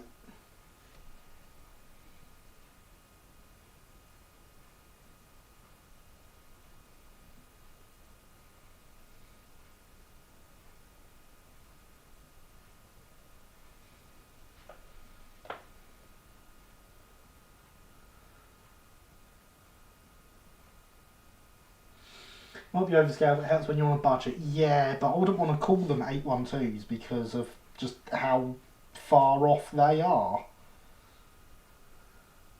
RWS, to me though, is effectively immortal. Yeah, why not? Anyway, so the unlucky Tug latest video really shows why David Mitton was a genius. I have not. I am aware of his latest video. Isn't it a long essay one?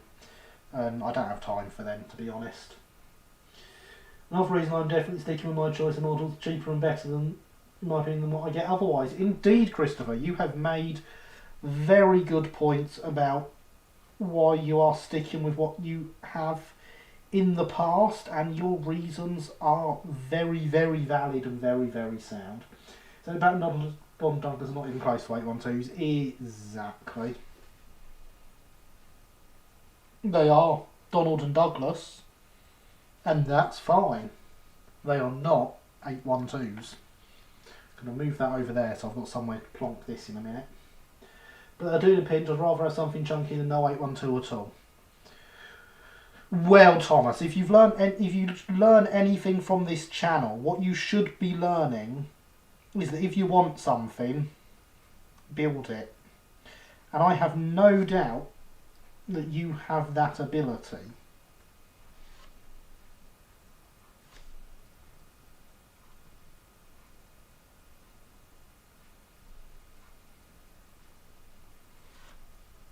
I mean, if we go back to the early days of the channel with my first build, I wanted a brake van, so I built it. It cost about 50p.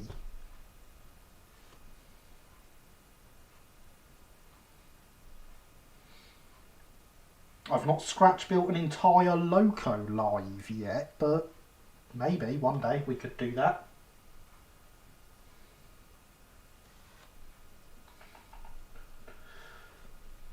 Except when I get weak, as indeed, Christopher, except when you get weak. What you need to do though is keep that weakness for proper companies and stay away from that Great Western stuff. So I agree that even though Maud could be jerry-rigged into something respectable. If you build it, they will run. If you build it, it will run. Exactly. Yes, the J36s are nice models.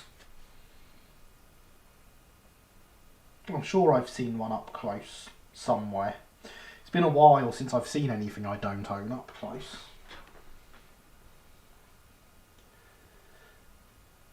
We also might pick the Batman one up at some point, but I'm too fussed making the Douglas. I've got the old Dan Snell ones, so I'm happy with it. It's actually just me. I have scratch built locos before, Red, just I haven't done it live.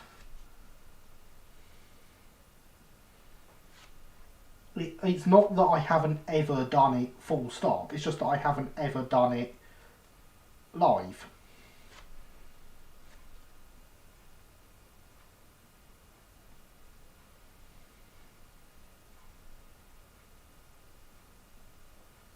I have a scratch built Man in Wardle, for example, and a scratch built Brighton L-Class.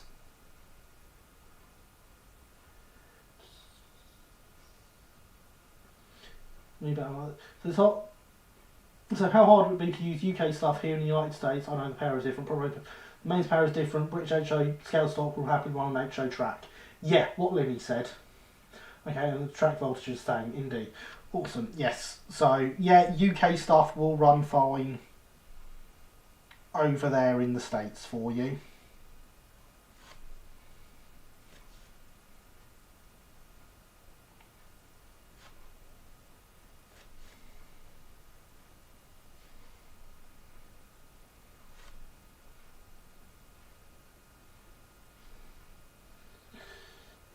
And 12-volt DC is identical as the US talking space controller. UK plug works identically. Just took US controller up, tracking it work. Yep. Awesome sauce. There we go. Everyone agrees with yep. So indeed you will be absolutely fine doing that.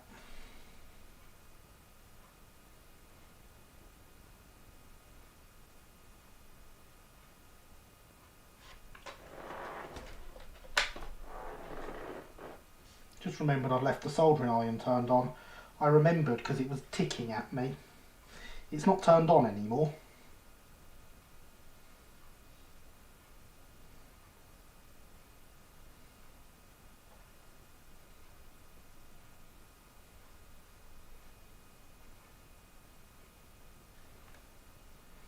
Which I think is probably for the best when it starts ticking.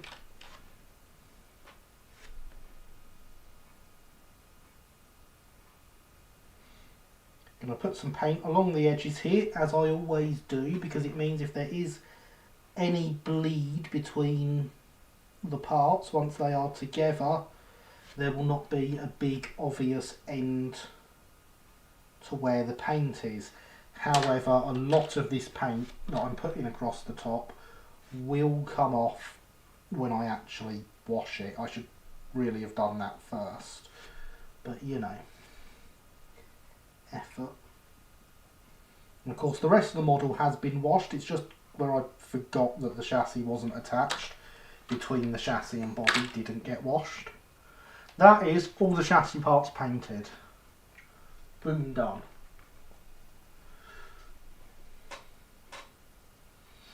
I've got US, Japanese and EU models as well as my UK stuff. They all welcome the same controller. Excellent, Alex.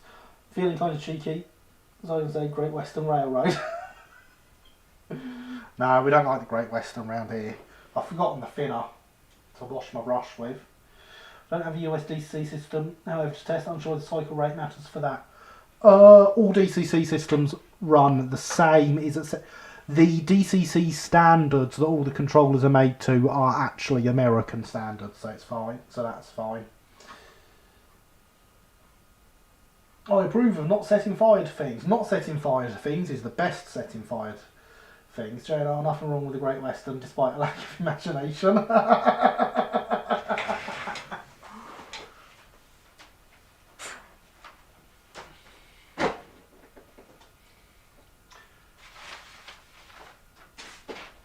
Round here, you see, we like pretty locos, like Terriers and things designed by John Craven. Pretty locos.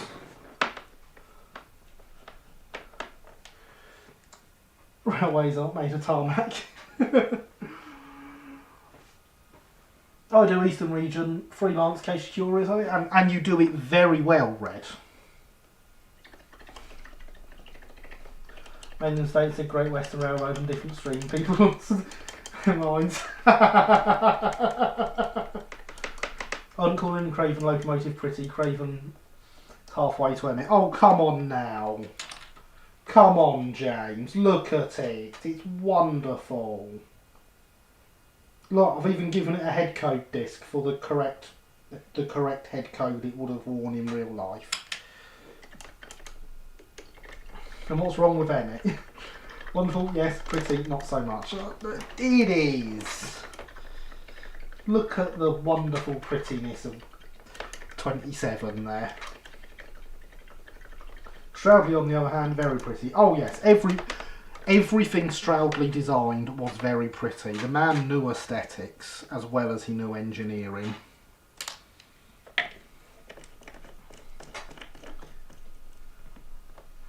Tank engines are superior to anything else. Indeed, Thomas. I fully agree with that statement.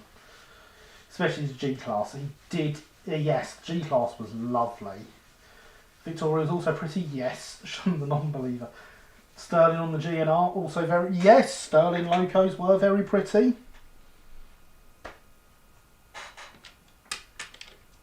Let's get our pretty locos to the back.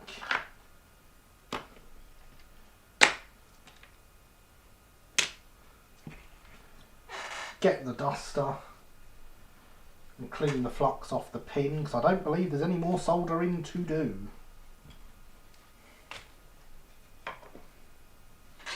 Put the roof on, the lid, it's not a roof, it's a lid on there. And the pin can go back in the mini anvil.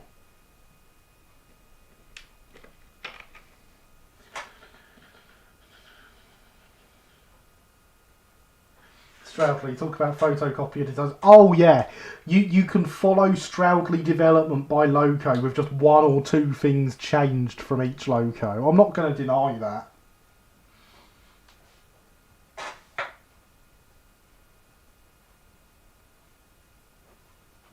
Stroudley invented standardisation, but he did apprentice at Swindon, so what do you expect? Want to paint an early A1 red, put cowcatcher on it, and decal north and soften on the tender and put decent sounds on it just to that would wind so many people up. Flux can't have too much flux, indeed, it's a flux capacitor. Language, please. Even blanked out, I'd rather not. Let me get the sprints one. Talk pretty locos means I now have C571 on my turntable. Very nice. And there is a link to my Instagram, which I occasionally use to promote the live stream. So, you know, there's that. That's literally the only thing I use it for.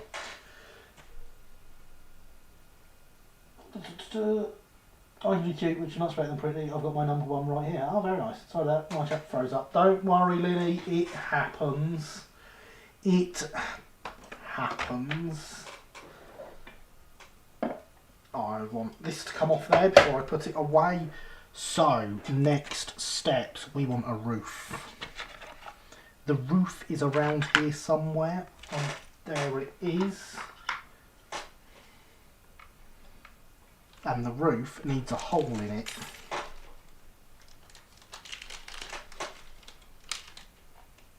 Because the roof needs a stovetop sticking out of it. Thinking of making an LBSCR coke wagon.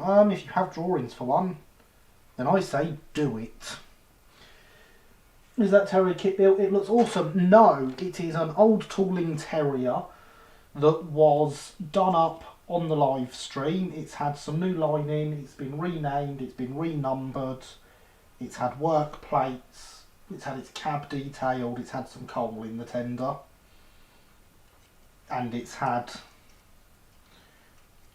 scale couplings front and back to match what they actually had.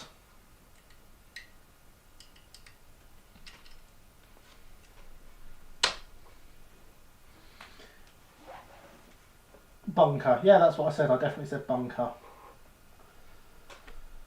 Realising something. I live in GNR, GCR area, but prefer my LMS stock. Does that make me a bad person? Not at all. No, it makes you a better person. Alex says that because of the railway that is in the area he lives. Liking the LMS definitely makes him a better person. So, now, I need my ruler as well. My God, I need all the tools tonight, don't I?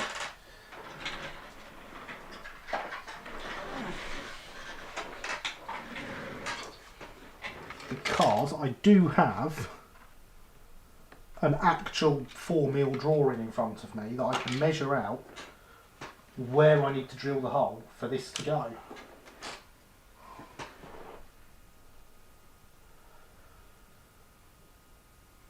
No, I mean, Lanky lives in Warwickshire and Models Japan. Do you do custom painting for private owner wagons? There are indeed people that do so. I know someone that does a very good job of it, but I wouldn't want to promote them without their permission. Excuse me, I live in a GWR area. Exactly. So you're saying not liking the company local to where you live makes you a better person because you live in a GWR area, and it does make you a better person to prefer another company. Also, I've ever seen the SVR. Not in person, no, I'll have to one day. I live in Scotland, model the LSWR. GWR, the railway that cut up photocopies for new engine classes. They never even cut them up, did they? Or renumbered them. I thought every Great Western loco was a 57XX. So, I'm going to measure this.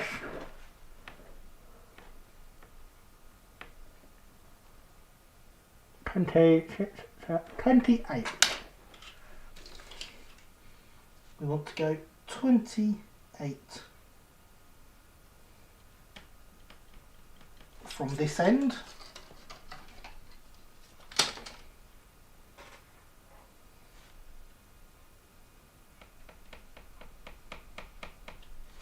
Where's that bit of card?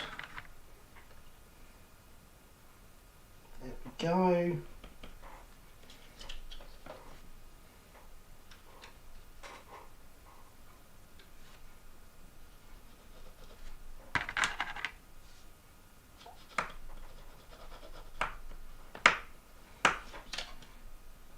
Right, there's that line.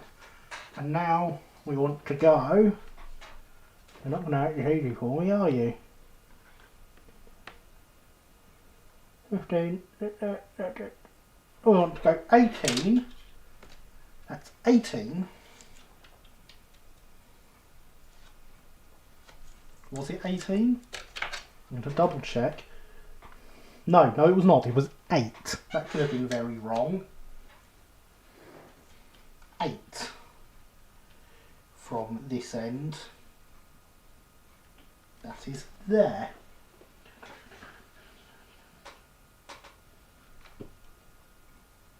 Right, you've got too far up. Why is there an LMS better than GWR preference here? I understand the local preference for the southern companies. Because the LMS is better than the Great Western. That's why. Flinny is eclecticism. Yeah, indeed. I live in the UK, so bad you guys have all the trains. We have like 20, I think. Well, we don't have that many. Wonder how many people in Cornwall model the Caledonian. Loads, I bet. Loads. And they're all hundreds of miles away from each other. Yeah, I can see that being a problem.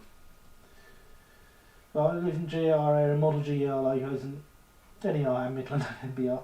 Because the LMS made shunt in mostly individual local classes, GWR seem to have like 5 classes they model called different classes. I suspect the population density makes passenger rail more viable in the UK in modern times. Quite possibly. The variety. Interesting. As living in GR territory is a good excuse to model the local company. It's exactly right. The US is terrible passenger rail. Way more it's all freight. I'm not sure I would say our current railway system is any good. Also not in the money as this Midland station appears operated. I mean at least it exists. Yeah, fair point.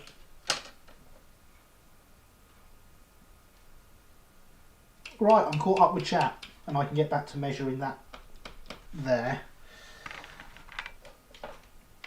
And now I just need to find where those lines meet.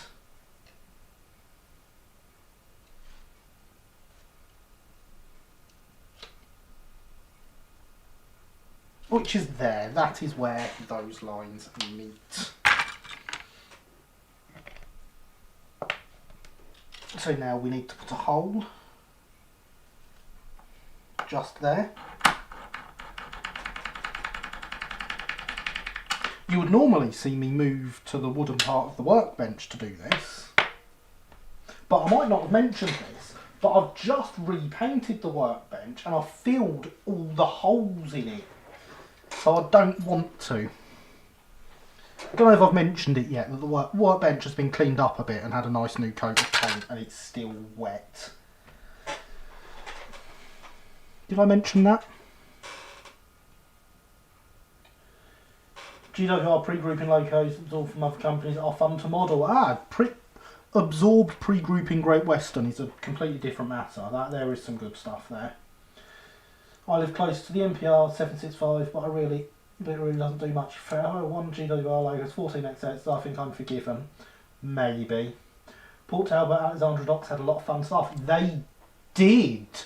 They very much did. In fact, Alexandra Docks had the oldest pannier tank on the Great Western. Built before any Great Western designs. And it was designed by a man called John Craven for the company he worked at the time called the London, Brighton and South Coast Railway. Because, you know, the Great Western even stole pannier tanks from the Brighton. Going to start volunteering this year, but COVID shut that down in a hurry. Yes, indeed, it would have. That is a shame. It has certainly thrown a lot of people's plans off this year. Generally, for the longest time, the knots purely LMS placed GNR, GCR logos passing through. Fair enough. I have castle. I love the castles. I mean, they're not the worst ever. God, it's the biggest paint spill ever. Indeed, it is. It's the biggest paint spill ever. I spilt it over the whole workbench. I cannot be bothered to put this into one of the drills just to get through this bit of plastic.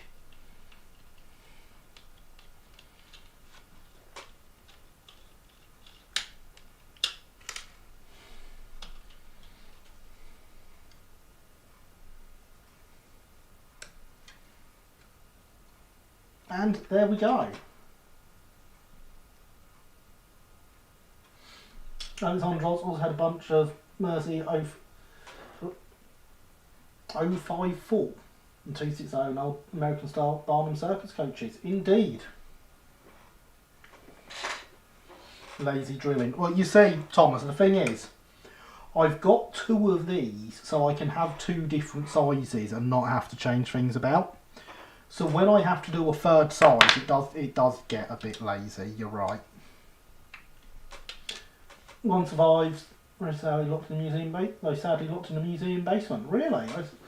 Will any of the big manufacturers ever model a proper E2 with extended tanks? I expect it will happen eventually. I could not say from who, but I expect it will. Right, I want my nail. There it is, my nail varnish remover.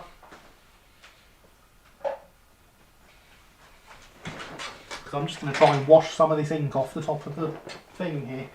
Put aside railway factionalism, there is no denying the castle's one of the best 460 designs ever built in the country. Even the LMR and LMS said so. They were nice locos, I'm not going to deny that. Where did I put my duster?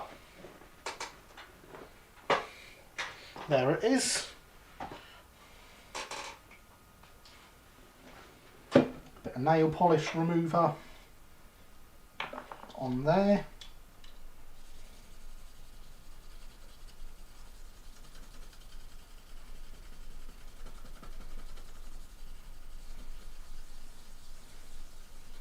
And there goes most of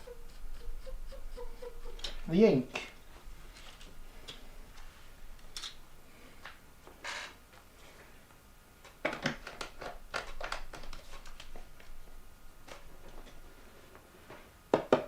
The workbench is slowly filling back up. I did not intend that to be the case. But remember everyone, hydration is important.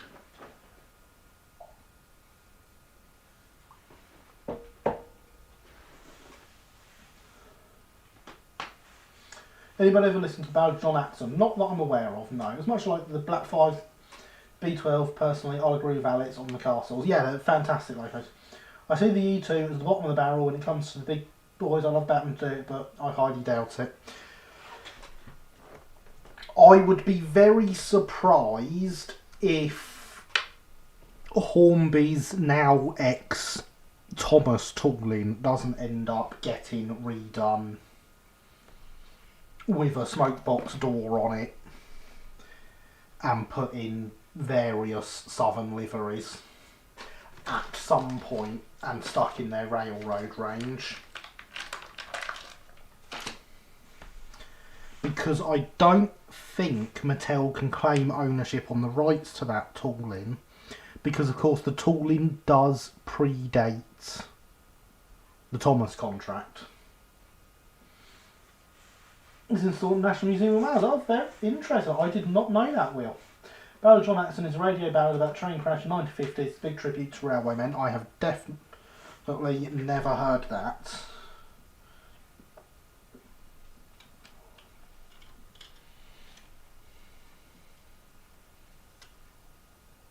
So that goes in there.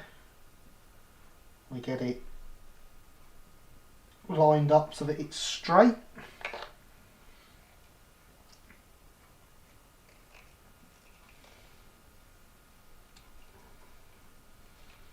Pendennis Castle was tried on the East Coast Main Line faster at the King's Cross to Finsbury Park than LNR Pacific's at the time, and used less coal on the full journey while easily keeping to time. Indeed, I was aware of that, and Pendennis Castle is of course a preserved locomotive now. One day it will run again. I mean, remembering the lawsuit over Stepney. Ah, yes, but that wasn't Mattel, that was Britt Allcroft.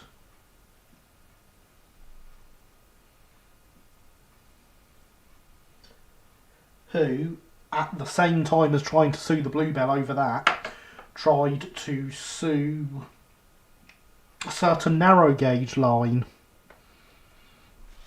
in Wales over their use of faces on locos.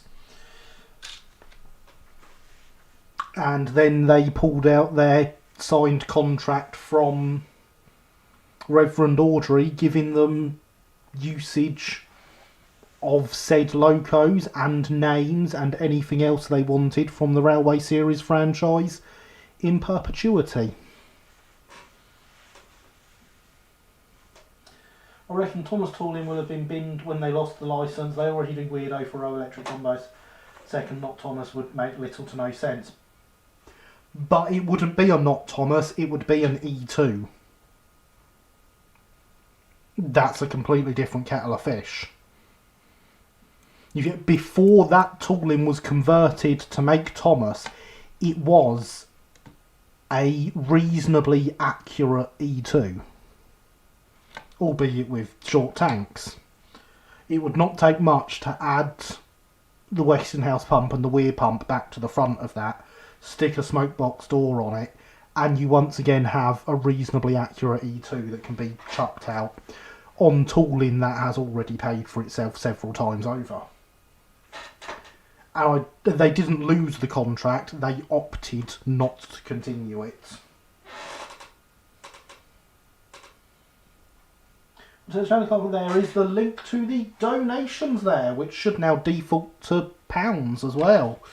Because when Streamlabs reminded me about pounds, when Patreon reminded me about pounds, I checked out Streamlabs as well, so it should stop trying to get people to donate $2 million now.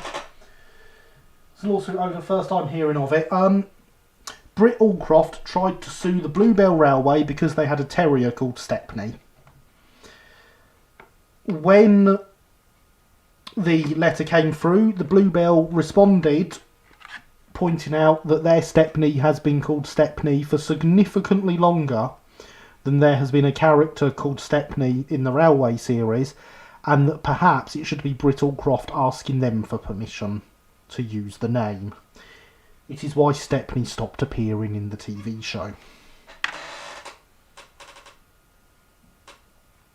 was wondering, what, just the E2? Yeah, exactly. Right. Yeah, it's been used with multiple liveries. That was one of the original E2s from the 1980s that I've actually had since the 1980s. I have two of them. I have not had them since the 1980s, but one of them has been converted into the extended tank using a kit from Shire Scenes that is no longer available. Short and chimney Gary. Oh, does that need doing as well? The issue is with an E2 Tombow, it probably costs too much to remodify and make it worth the time. But they wouldn't need to modify it. They could just slap a smoke box door on it and call it an E2. This is Hornby we're talking about. Right, we've got a roof. That's set by now. It's only super glue. We've got a roof on our brake van. Oh, hey. We've got a chassis for our brake van, which is almost dry. Would a new tooled, all singing, all dancing E2 model in RTR make sense financially? They were failures as locomotives, and the biggest market would be TTE fans who often can't afford brand new RTR. I agree, it would not make sense for a brand new, all singing, all dancing new tooling. However, sticking a smoke box door on the existing tooling would make sense. As I say, it's not a bad tooling. It's not all singing, all dancing modern, but it's not bad. And to stick it in the railroad range, let's face it, it's still going to pick up people wanting Thomas.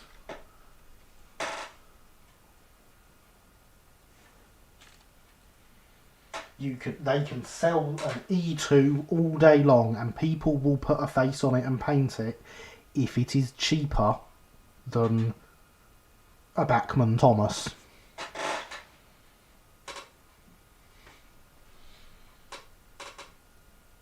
Would you ever consider doing O-gauge? There's my O-gauge Terrier. Does that answer the question? I mean, the railroad range still uses toolings from the Rovex days. Indeed it does. But yeah, there is my O-gauge Terrier. And that is not my only O-gauge loco.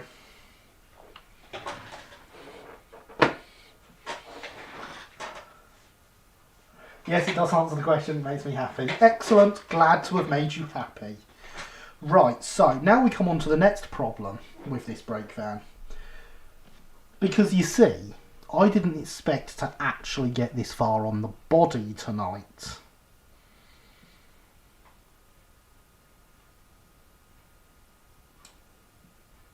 Because, you see, I don't actually know what colour these wore, other than it was grey.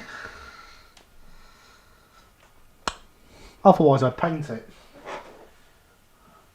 What are your other O-gauge locomotives, and do you have an N-gauge Terrier? I do not have an N-gauge Terrier, and I'm not sure I should get my other O-gauge loco out after things that have been said tonight.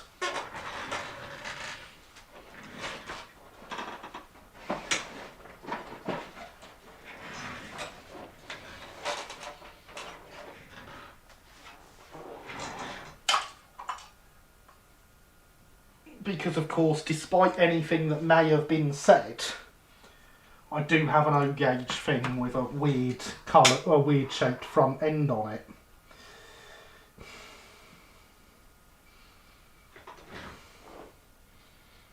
Very weird shaped front end.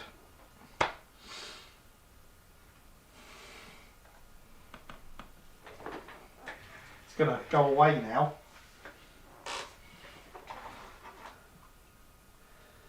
Don't know why, but I think it'd look good in Brunswick green. It is going in garter blue.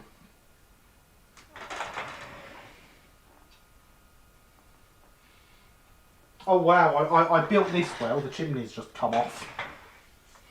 Only our livery, only, thank you very much. It is going to be garter blue as preserved, for that matter.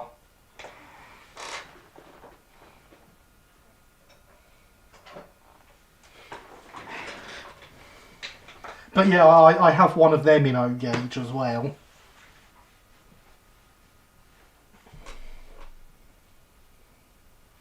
But we won't talk about that. Garter blue with pink and purple stripes. No. It will look as it does now. Does it look like that now? I think it does. So yeah, it'll be as it looks now. Will of course be mallard.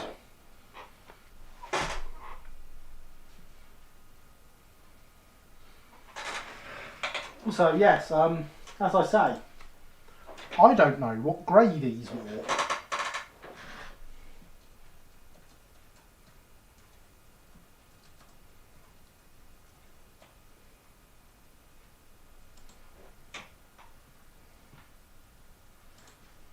Mallard hasn't changed livery for a long time, thank God. Exactly. That's good. That is what I shall go with. Literally loading up the Bluebell Railway website so I can have a look at their dance hall.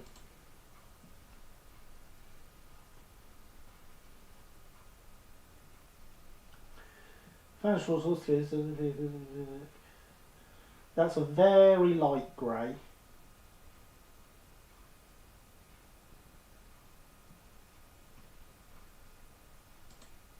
What period are you wanting to represent?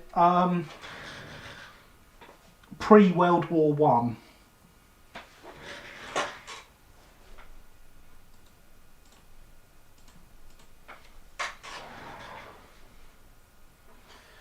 Right, so both of theirs are in a very light grey. One has vermilion ends, one does not. I believe the vermilion ends are wrong. I'm sure I read that somewhere.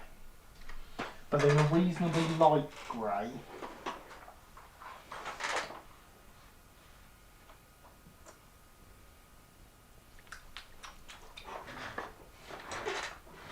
Do you airbrush or regular brush?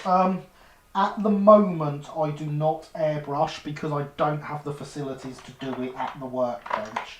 However, when I am not at the workbench, I do airbrush. I have a nice big spray booth. But it just happens to be that we're sat in my living room right now. You do not look like you are a very good paint pot.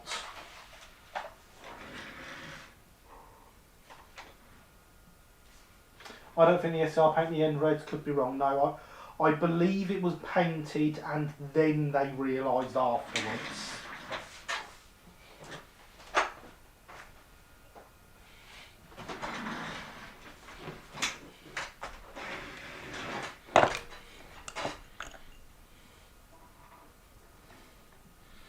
Ah, you are a good paint pot. You're a completely full, almost never used paint pot.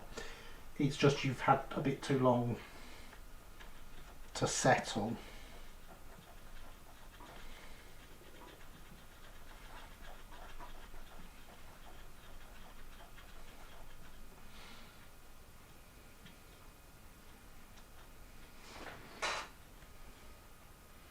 I prefer to use spray paint where possible, happy to settle with hand brushing as long as I have my Games Workshop paints. Yeah, I'd say I would prefer to spray everything, and once we get into the new recording studio, I've been saying that since we started, I will be able to spray on stream.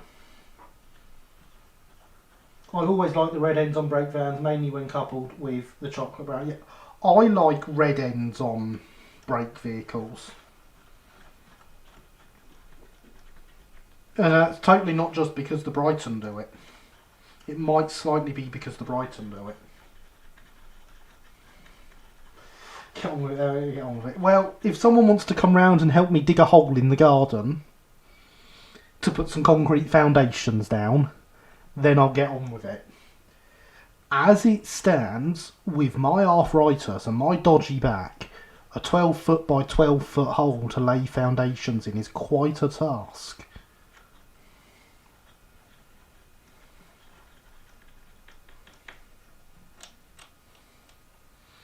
This, I think, looks too blue. Actually, no. I think it looks okay. I think this paint looks okay. Mini digger, you coming around to drive it? Pay for the plane ticket, I'll gladly help. No, I can't afford that. I mean, I would, but Mr. COVID says no, and if I try, he threatens to punch me in the face. Brilliant.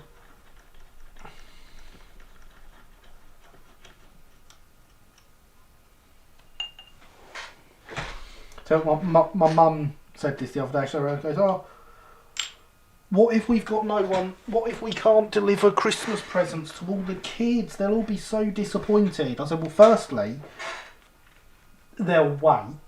Secondly, if they won't wait, I'll jump in my van, stick my high vis on, pick up all these parcels for everybody, and claim I'm working.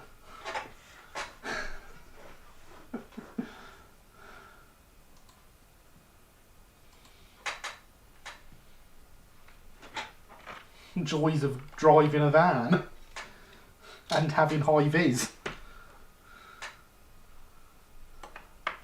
Right then, let us apply paint.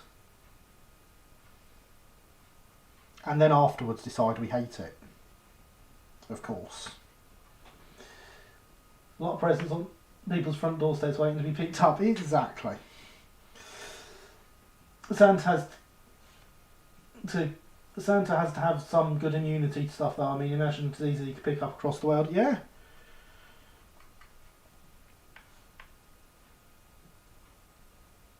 The government tell me Santa is okay. We don't need to leave hand gel out for him, but we do need to wash our own hands. That's what the government told me.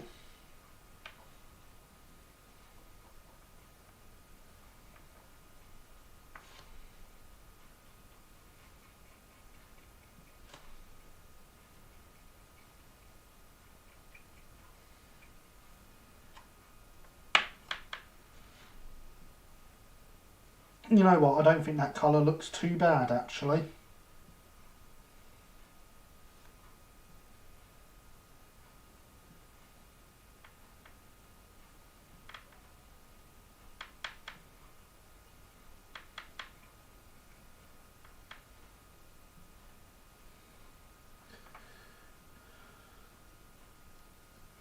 Especially as he has he's joined flu season. Yeah, exactly. Guy in my town was duck hunting, thought he saw Santa and tried to shoot him down. Oh, brilliant. Now I want to imagine he had a punt gun. And remember kids, hydration is important, says the bot.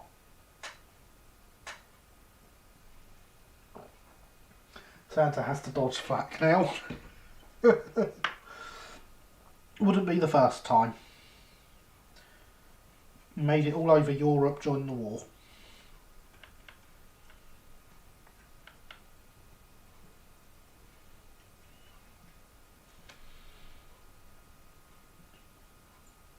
How much alcohol is the duck hunter system? A lot, the guys in that. Yeah, that doesn't surprise me. But yeah, I think that colour's okay.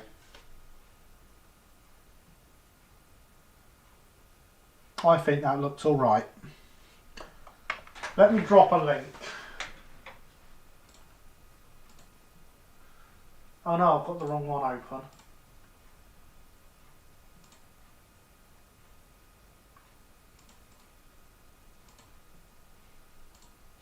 Oh no, I opened the wrong thing.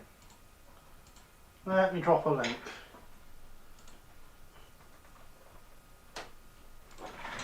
There we go, link dropped. I disapprove of duck hunting, I disapprove of all sport hunting in general, as do I. I am not a man to approve of sport hunting. Maybe it's aliens, or could be. Yeah, looks good, about the same as mine, sir. Ah, interesting. Look great once had all the lettering. Indeed, and I do have all the lettering for it. That much I do know.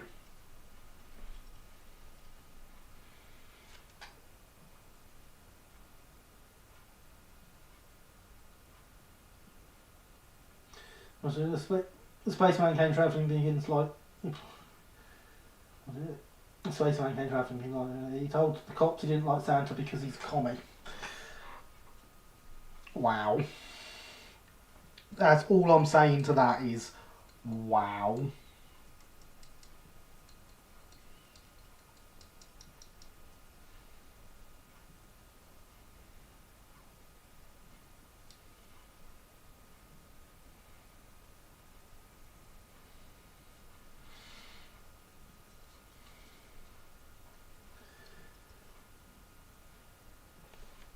Again, sounds about right for this. I mean, he is the definition of communist, to be fair. Yeah, you're not wrong, but still, wow.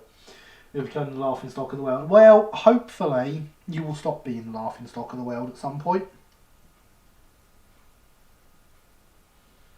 Hopefully. Touchdown 10-foot pole, indeed. Back to trains. Yeah, back to trains. Trains are not communist, last time I checked.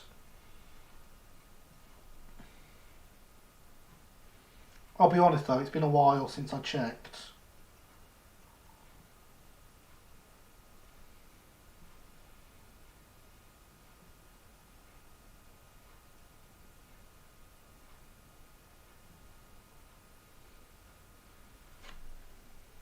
Isn't it nice? Grey looks good, thank you. I mean, Sodor could be a communist state at this point. No, it couldn't.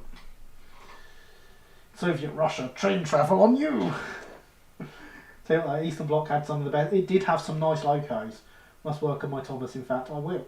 Good idea, Christopher. Get that Thomas done. It'll certainly be the most interesting Thomas model on the server of Discord.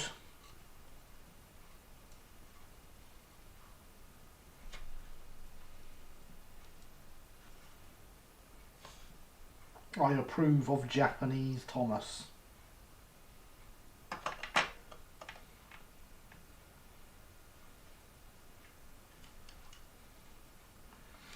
I'm just assuming all the walls inside would have been the same colour as the rest.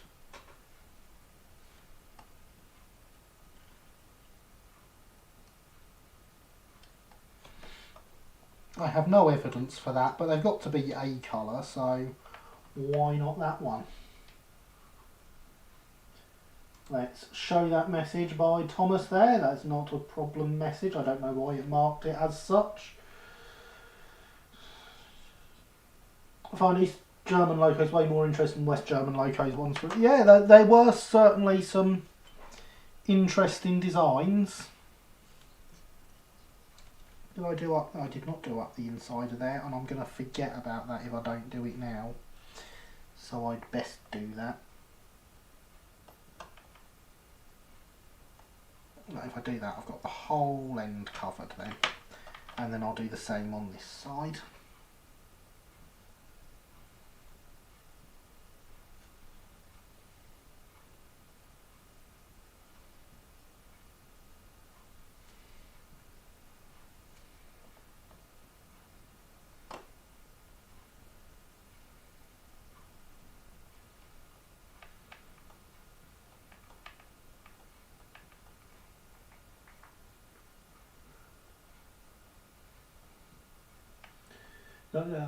Anybody here knows Sodor Island fan site and forums about?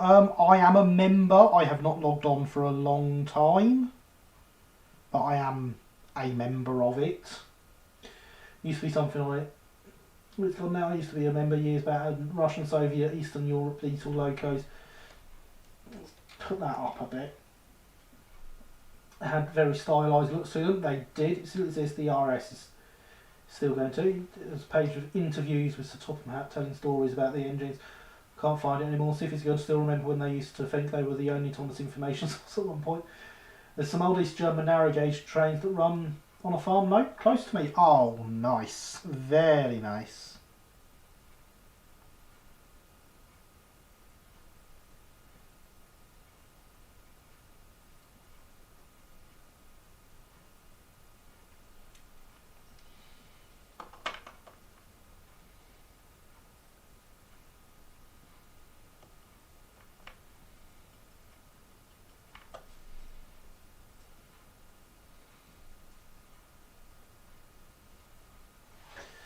So if you weren't missing much by not logging on, to be fair, other than White House film stuff and the ERS.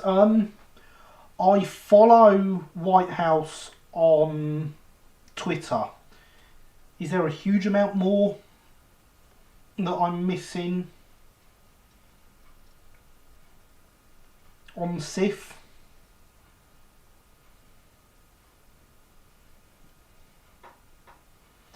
I can't believe how much paint is on this glass already. It's absolutely appalling. It's going to need polishing again. It's going to get polished again regardless. Because of course after the end of this live stream all this stuff is coming back off the bench. And hopefully the bench will be completely dry tomorrow and I can sand it down and get a final top coat on it.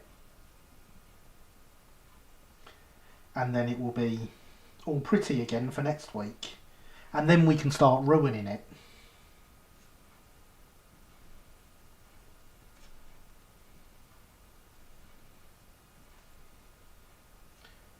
Because we wouldn't want to ruin the workbench before it's had a chance to be finished, would we? That would be silly.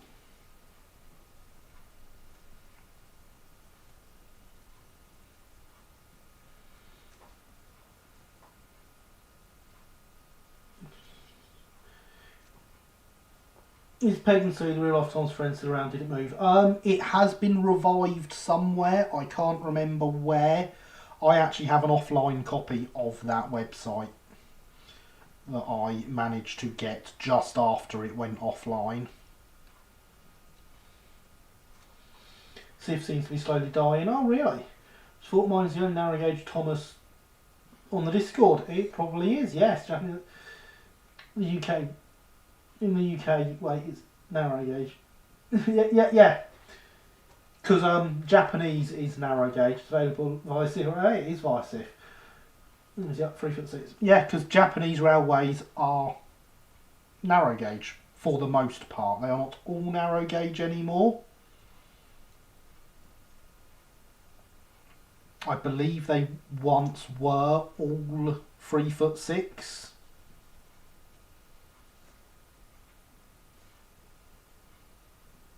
But they are no longer all 3'6".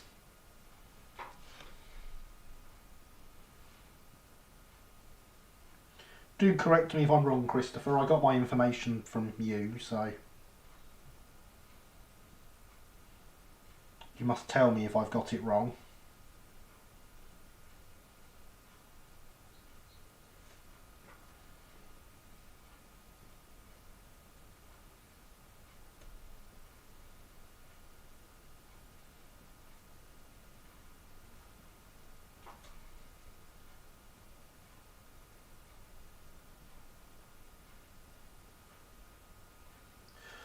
Well, I thought it was 4 foot 8.5 like everywhere else.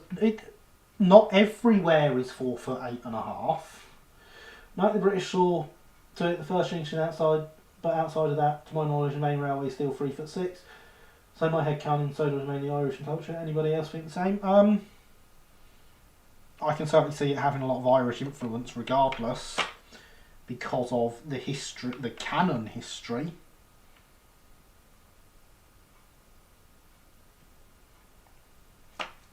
And there we go. One painted body.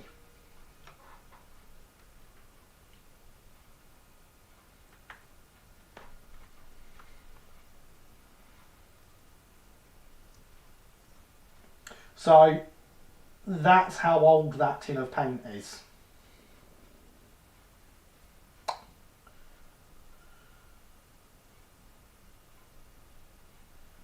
I doubt it has a date anywhere on it, even so much as a year.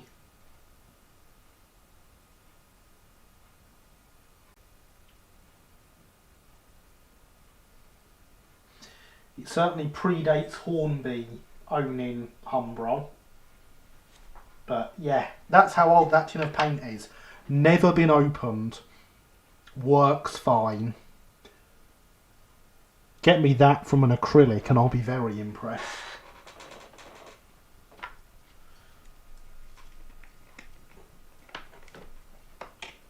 It's nice, isn't it? Nice, mate. There's a lot of Dutch influence, right? I think it's very nice looking body. It is very grey. You are quite right. A relic, indeed, a proper relic. Unlike this modern Humbrol rubbish that also says Hornby Hobbies on it.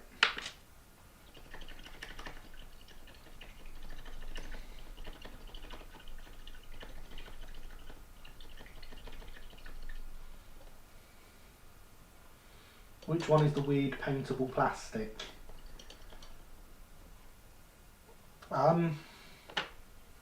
There's paintable plastic. I mean, all plastic's paintable if you paint on it. Acrylic is water-based, enamel is oil-based.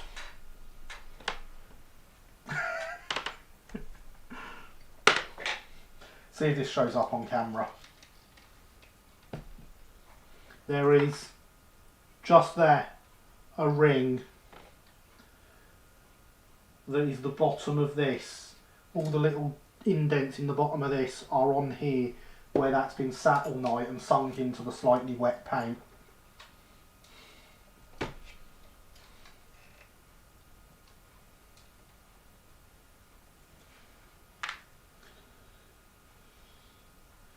I got to go working tomorrow. See you guys tomorrow. Okay, see you later, Red. Enjoy work, sleep well, and all that jazz.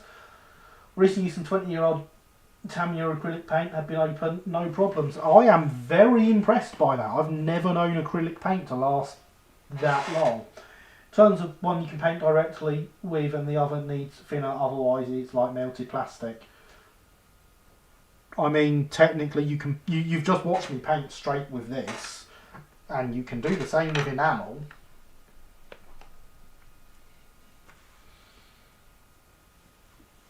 But yeah, I've never known acrylic paint to last. I've certainly had to replace many that I've just left around, and there is a link to the Discord, so it must be about 11:30ish. Oh, we're getting close to the end. Right, is there a best paint for modelling? It depends on your preference. So we want a white for the roof. Thomas San is ready for transfers. Excellent. Whatever can you get used to using? Exactly. I personally love Games Workshop. I am a fan of all sorts of enamels. I use acrylics for certain jobs, but I prefer enamel paint. But that is just personal preference.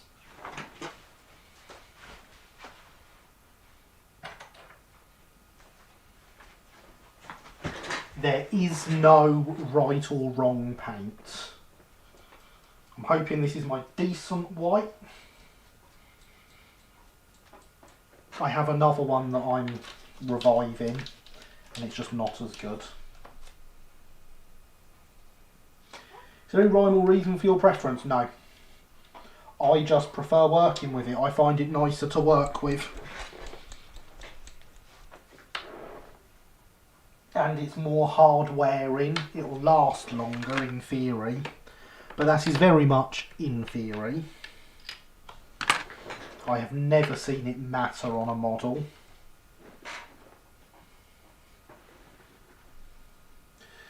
There is a wrong paint. It's called children's paint. No, children's paints are fine.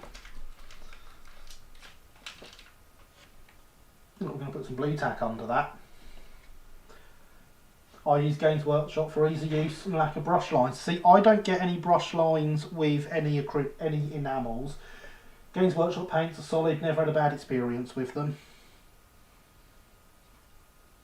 Oh, Alex, I meant to mention, with your absolutely love of all things 3D printed, you will love to hear that I've managed to get some CAD files for one of the Midland 4-wheel single veranda brake vans to print once I've got some resin.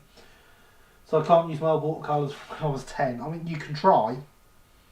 No one will stop you trying. This is indeed the better of my white paints.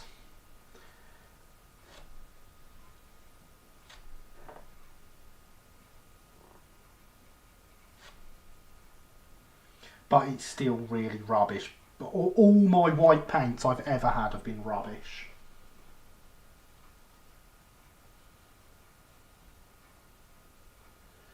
Watercolours good for weathering card and paper kit builders. They are indeed. From Shrewsbury. You'll have to explain that one. Now I paint entire 5-inch scale police box less than a third of a pot. Excellent. It'll look nice on your MR project. That's the hope, yes. Of course, I was going to build a kit of one, but I was looking round for some pre-done projects that I could just download and be able to print reasonably easy to get used to the printer, and I found that on there. I was like, oh well, I've got to have that.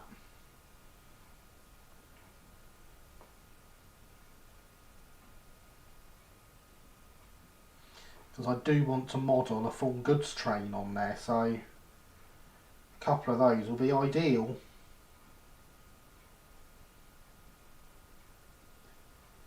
Your CAD files, my CAD files came from Thingiverse. It's one of the first things I did once I agreed to the purchase. Children's supposed to paint, you'll see, weathering should like some of the rubbish in the paint. I thought, yeah, there's a very nice one going to be the first thing I print because of its size that I found. 009 vertical boiler inspection vehicle.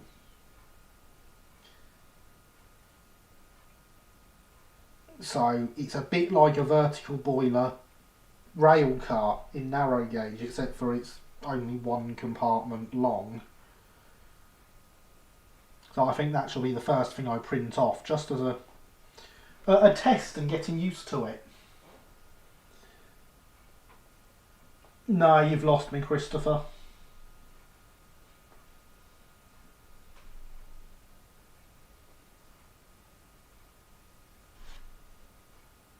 But yeah, I thought you'd love to know that I'm really getting well into the 3D printing properly now. Although I still haven't bought any resin for the printer.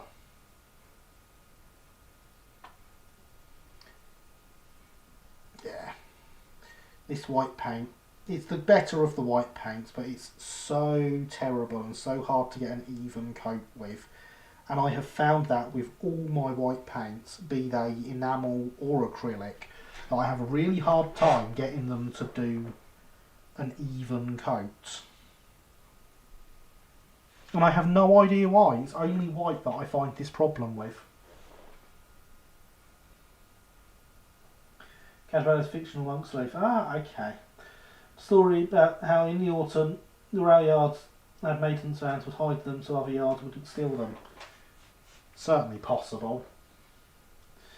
If I was testing with something fairly large and lower in detail, it was called toy brake van if you want. No, I just want to get used to settings and stuff, so something small is going to waste less resin as I do.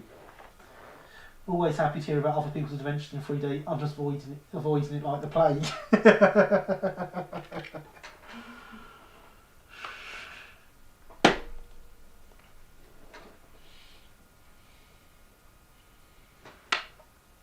I mean, obviously, once I've got used to it and can print stuff, what I really need is like some box tanks and some Jenny Linds.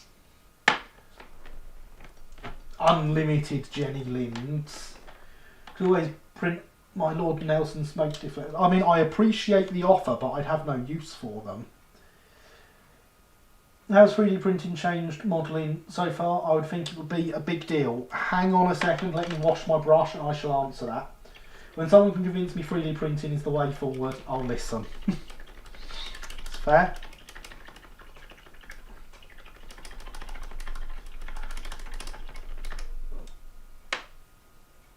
That's fair. So, how has 3D printing changed modelling so far? This one here is 3D printed. And it's an absolutely wonderful loco. Getting frequent, very short pauses. Anyone else having this? Yeah, let me know if you are. Clearly Alex isn't. I hope no one else is. Well, there's a motor in it. For me, once the stream's behaving itself, Excellent. I'm glad to hear the stream is behaving itself. You are not? Okay, that is good. Stream is smooth as silk for me, and I'm an ocean away. Glad to hear it. It's good to know that things are going well. I mean, at least with SLA, it's like having your own injection moulded parts. So you can do anything from bodies to boxes to details to buildings. Indeed, and I have an Elegoo Mars. It's such a weird name, but I have one of them, and it's fantastic. I haven't used it yet, but it's fantastic. Right, we have 20 minutes left. So, yeah, I'm looking forward to getting to test it out.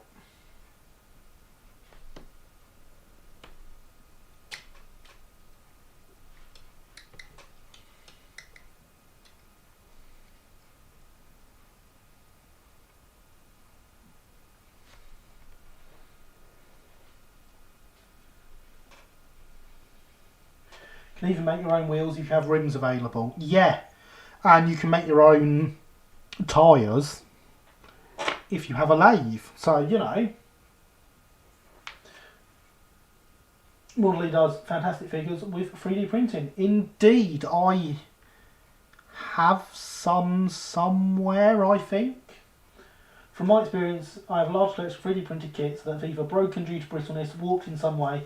My experience with 3D printing RTR is it cost more than the plastic van, was not as detailed, didn't have as good finish, and had warping issues. Yeah, you certainly had some issues with that at the end there. That's still too tacky. I do not want to be rigging that up. So, with that in mind, the brake van is at... That's where we have to leave it with the brake van for this evening, unfortunately. We have all the parts with a coat of paint on them. The chassis I don't think is going to need a second coat. The body I do think it will need a second coat. The roof most likely will, because as I say, I have terrible luck with white paint. Every white paint I get is terrible.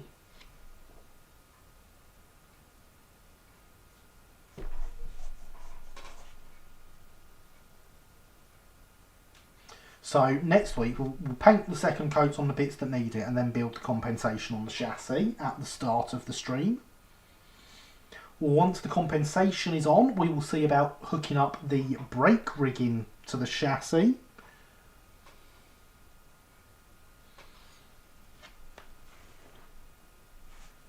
And that should give us plenty to do next week.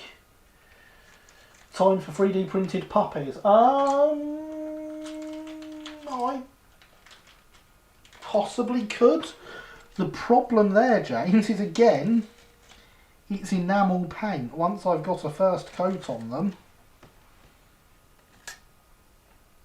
it's waiting for them to dry again. But yes, I can certainly get the 3D printed puppies down, because the puppies are going to be black and white, like my grown-up double O gauge dog.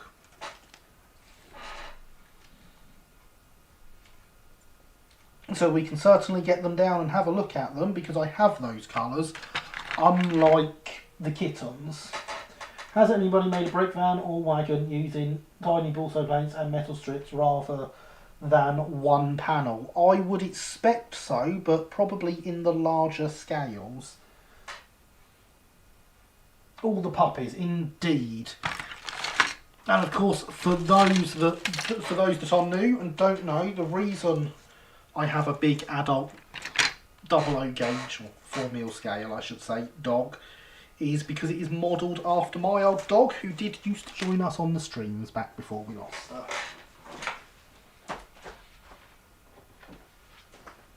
So, I have a model of that dog.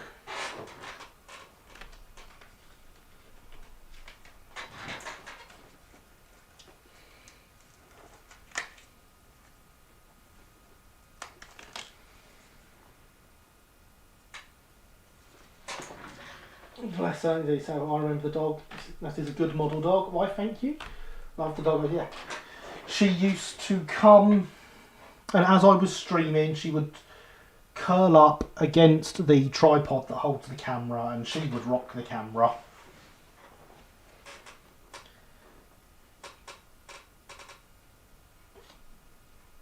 But that is indeed her in 4mm.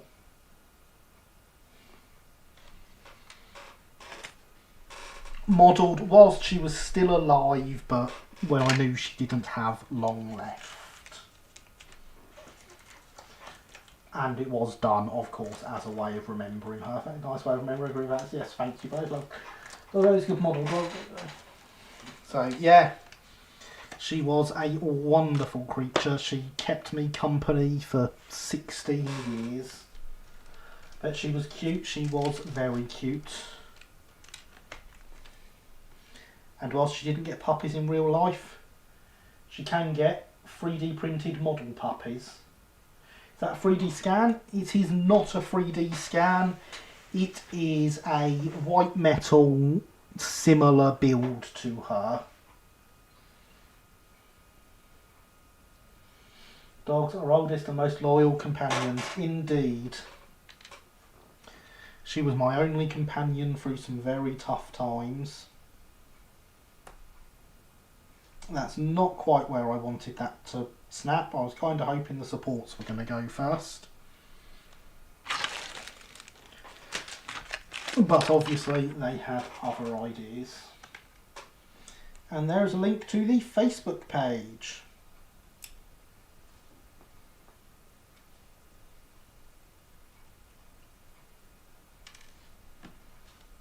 Because we have one of those as well. I use it currently to promote the stream. It doesn't have enough likes on there for me to do anything with it.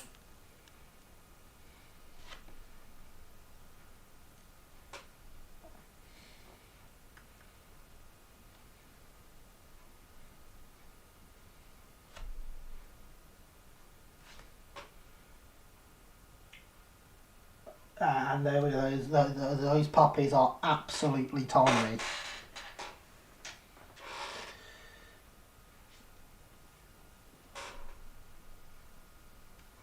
I read that again as if it was reminded me to set one up.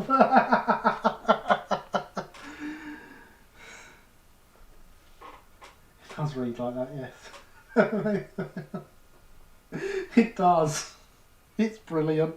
I had not noticed that before, mainly because I'd literally forgotten the wording.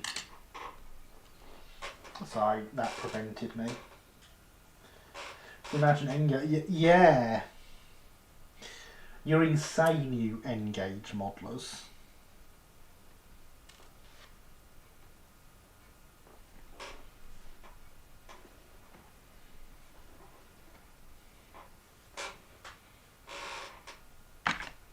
So the first thing we need to do is clean up what's left of the supports on the back of these. Now, it's not going to take much, because they have come off rather well.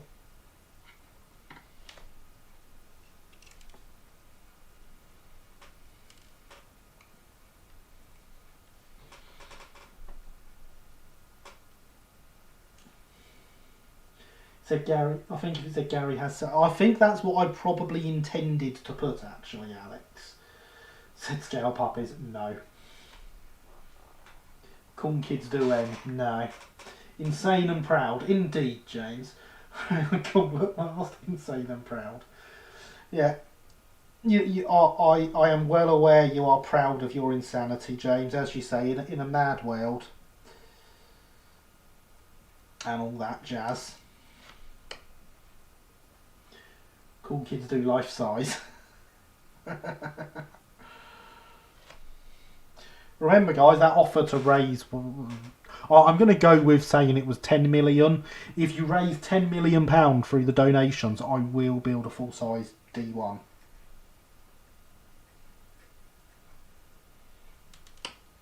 That offer will remain open forever.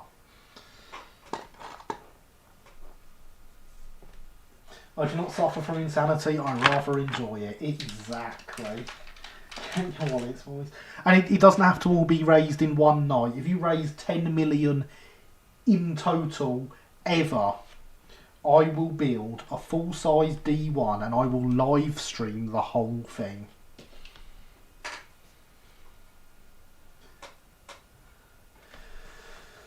Well, I guess we're calling this bluff. It's not a bluff. As much as I would love my own D51200 to drive to work. Yeah, I bet you would. So I'm going to stick these puppies to the blue tack. And I'm going to grab my black paint. Actual black. Because her black was really black. And since these are her puppies, they want to have similar markings.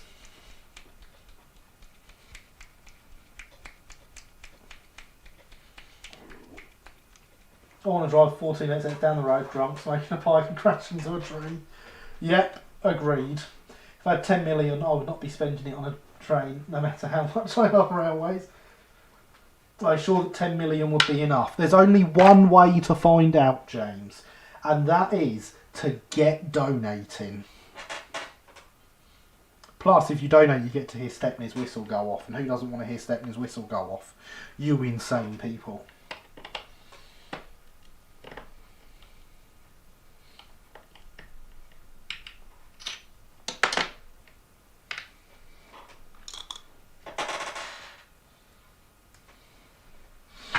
You know, it sounds to me like if you donate 10 million and I start doing that and I build the D1, and if it bankrupts me, that sounds like it's more my problem than your problem.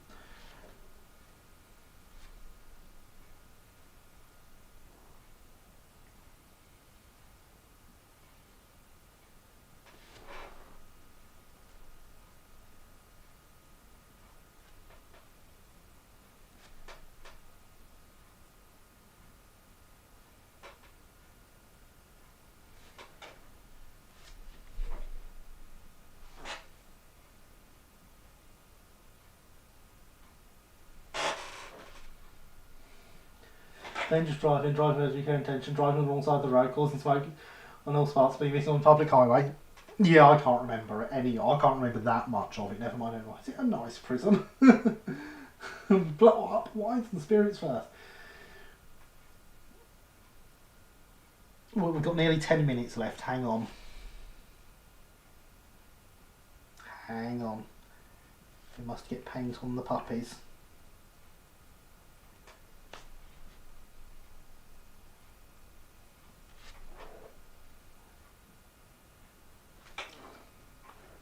Right.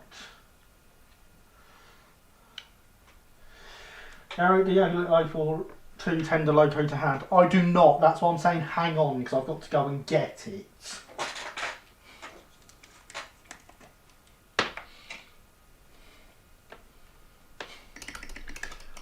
It is in the stock drawer. And of course that is a great one to get out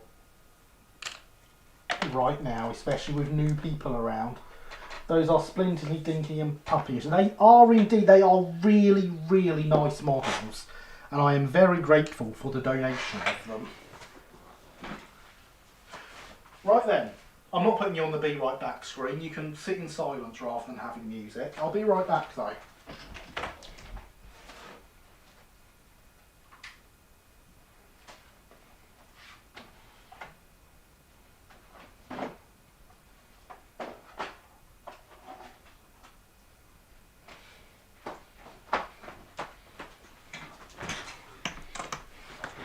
Because of course, it had to come out.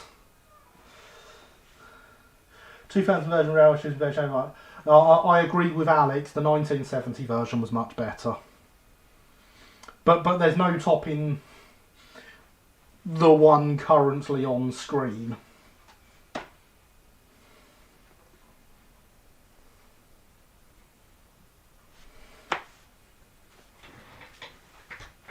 It is the best one.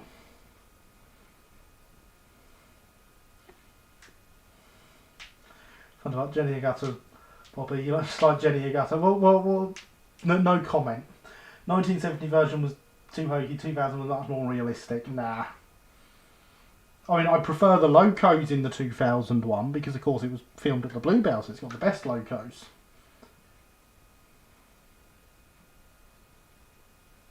The 2000 version filmed at the Bluebell, notable for not being in the north. Can confirm the Bluebell is not in the north. But yes, there we have Thunderbolt in all her glory. Getting some better focus now. With my bashed about driver and fireman to be correct for Thunderbolt. Even if our vicar is missing half an arm. We'll ignore that.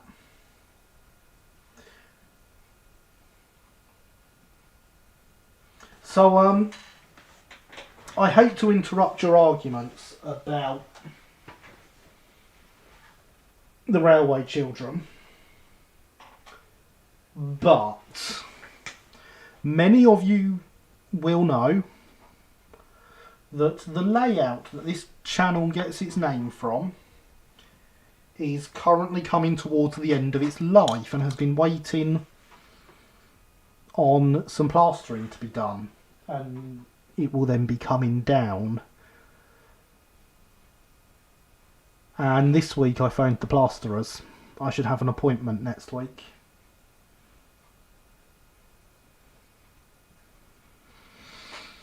So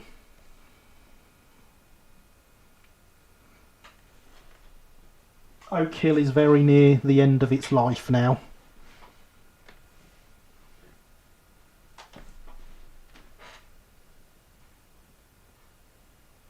It has been made pretty for the occasion, and many pictures will be taken in the meantime.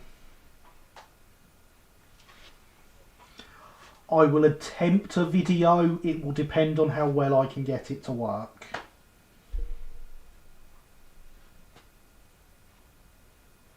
But the layout is now on very limited time.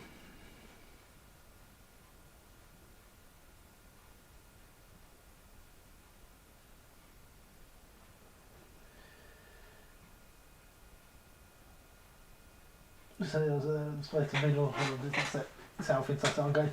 I'm not going to argue this. I'm going to get angry. See how we can rip Oak Hill Mark 1. Indeed, north part of Sussex. Be sadly missed. Indeed it will. No, silence. Making a farewell video, I say I will try.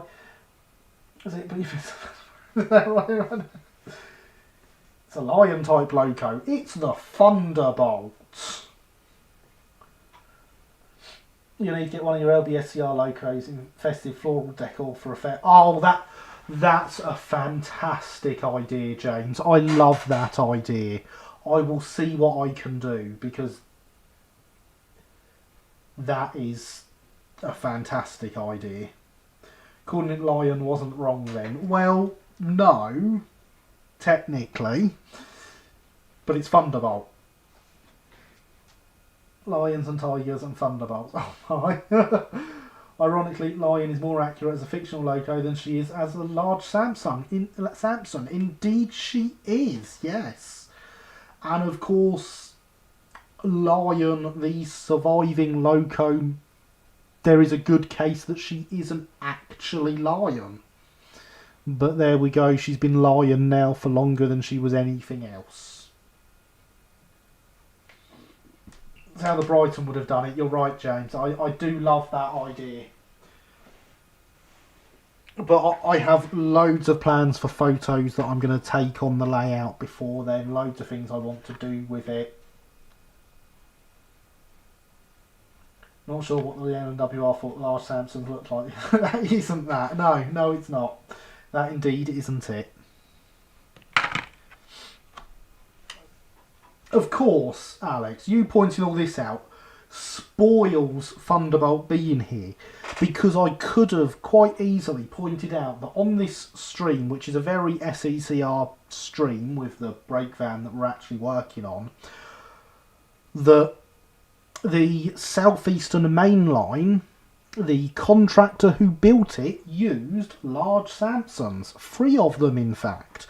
So large Samsons did run on the Southeastern and Chatham just before it was ready.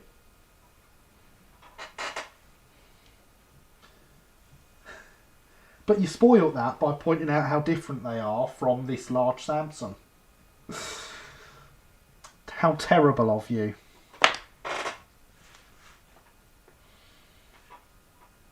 But yes, so on the mainly the Gothic firebox. Well, yes. So yes. Anyway, on the bombshell of I have contacted the plasterers and Oak Hill is at its end, I will point out that it is now midnight. And so it is time for us to say goodbye, everybody. I've got to go. Got to leave you all behind and record Thursday's review video. Sure, that's how the lyrics of that song went. I've had a fantastic time here tonight. I hope you have too. You have been absolutely amazing as always. It has been great to have new people. Puppy close-ups before pumpkin time. Let's see how close we can get to the puppies. Right. If we get Doggo here, I was of course going to set up the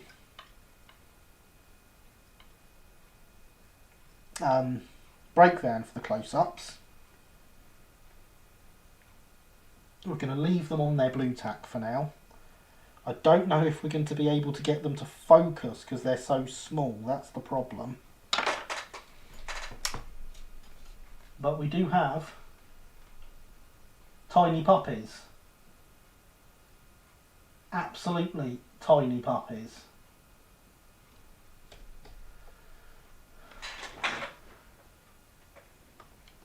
So yes, I have had a fantastic time. I have absolutely loved hanging out with you all this evening and working on a brake van and puppies. There we are, I got it all in. Thank you Linny. Good night Sebony, good night Paddleboard. What is pumpkin time? Pumpkin time is midnight when everything turns back into pumpkins, so we have to run away. Good night one and all, because last time I smashed the like button, my screen cracked. Smash it with the cursor, not with your hand. Cinderella was focusing for a minute. It was, but there we go. Someone spoiled it. I can't imagine who. In fact, it's focusing on the back now, isn't it? So if I grab this, hopefully we can move that focus point forward a little bit.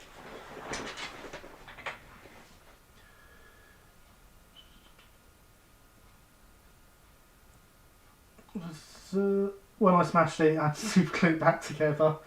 Blurry puppies they are, aren't they? Loved being here. I'll have to watch more. Excellent. I'm glad you have enjoyed it. You will be very welcome here. Very brake van. Brake van, indeed it is, James. It'll be more brake van-y once we put it together. Fantastic stream first. Thanks for at midnight. All terriers turn back into full. No, that's just naughty. Not even going to finish reading that one out. So yes, thank you for coming everyone. You have been absolutely wonderful.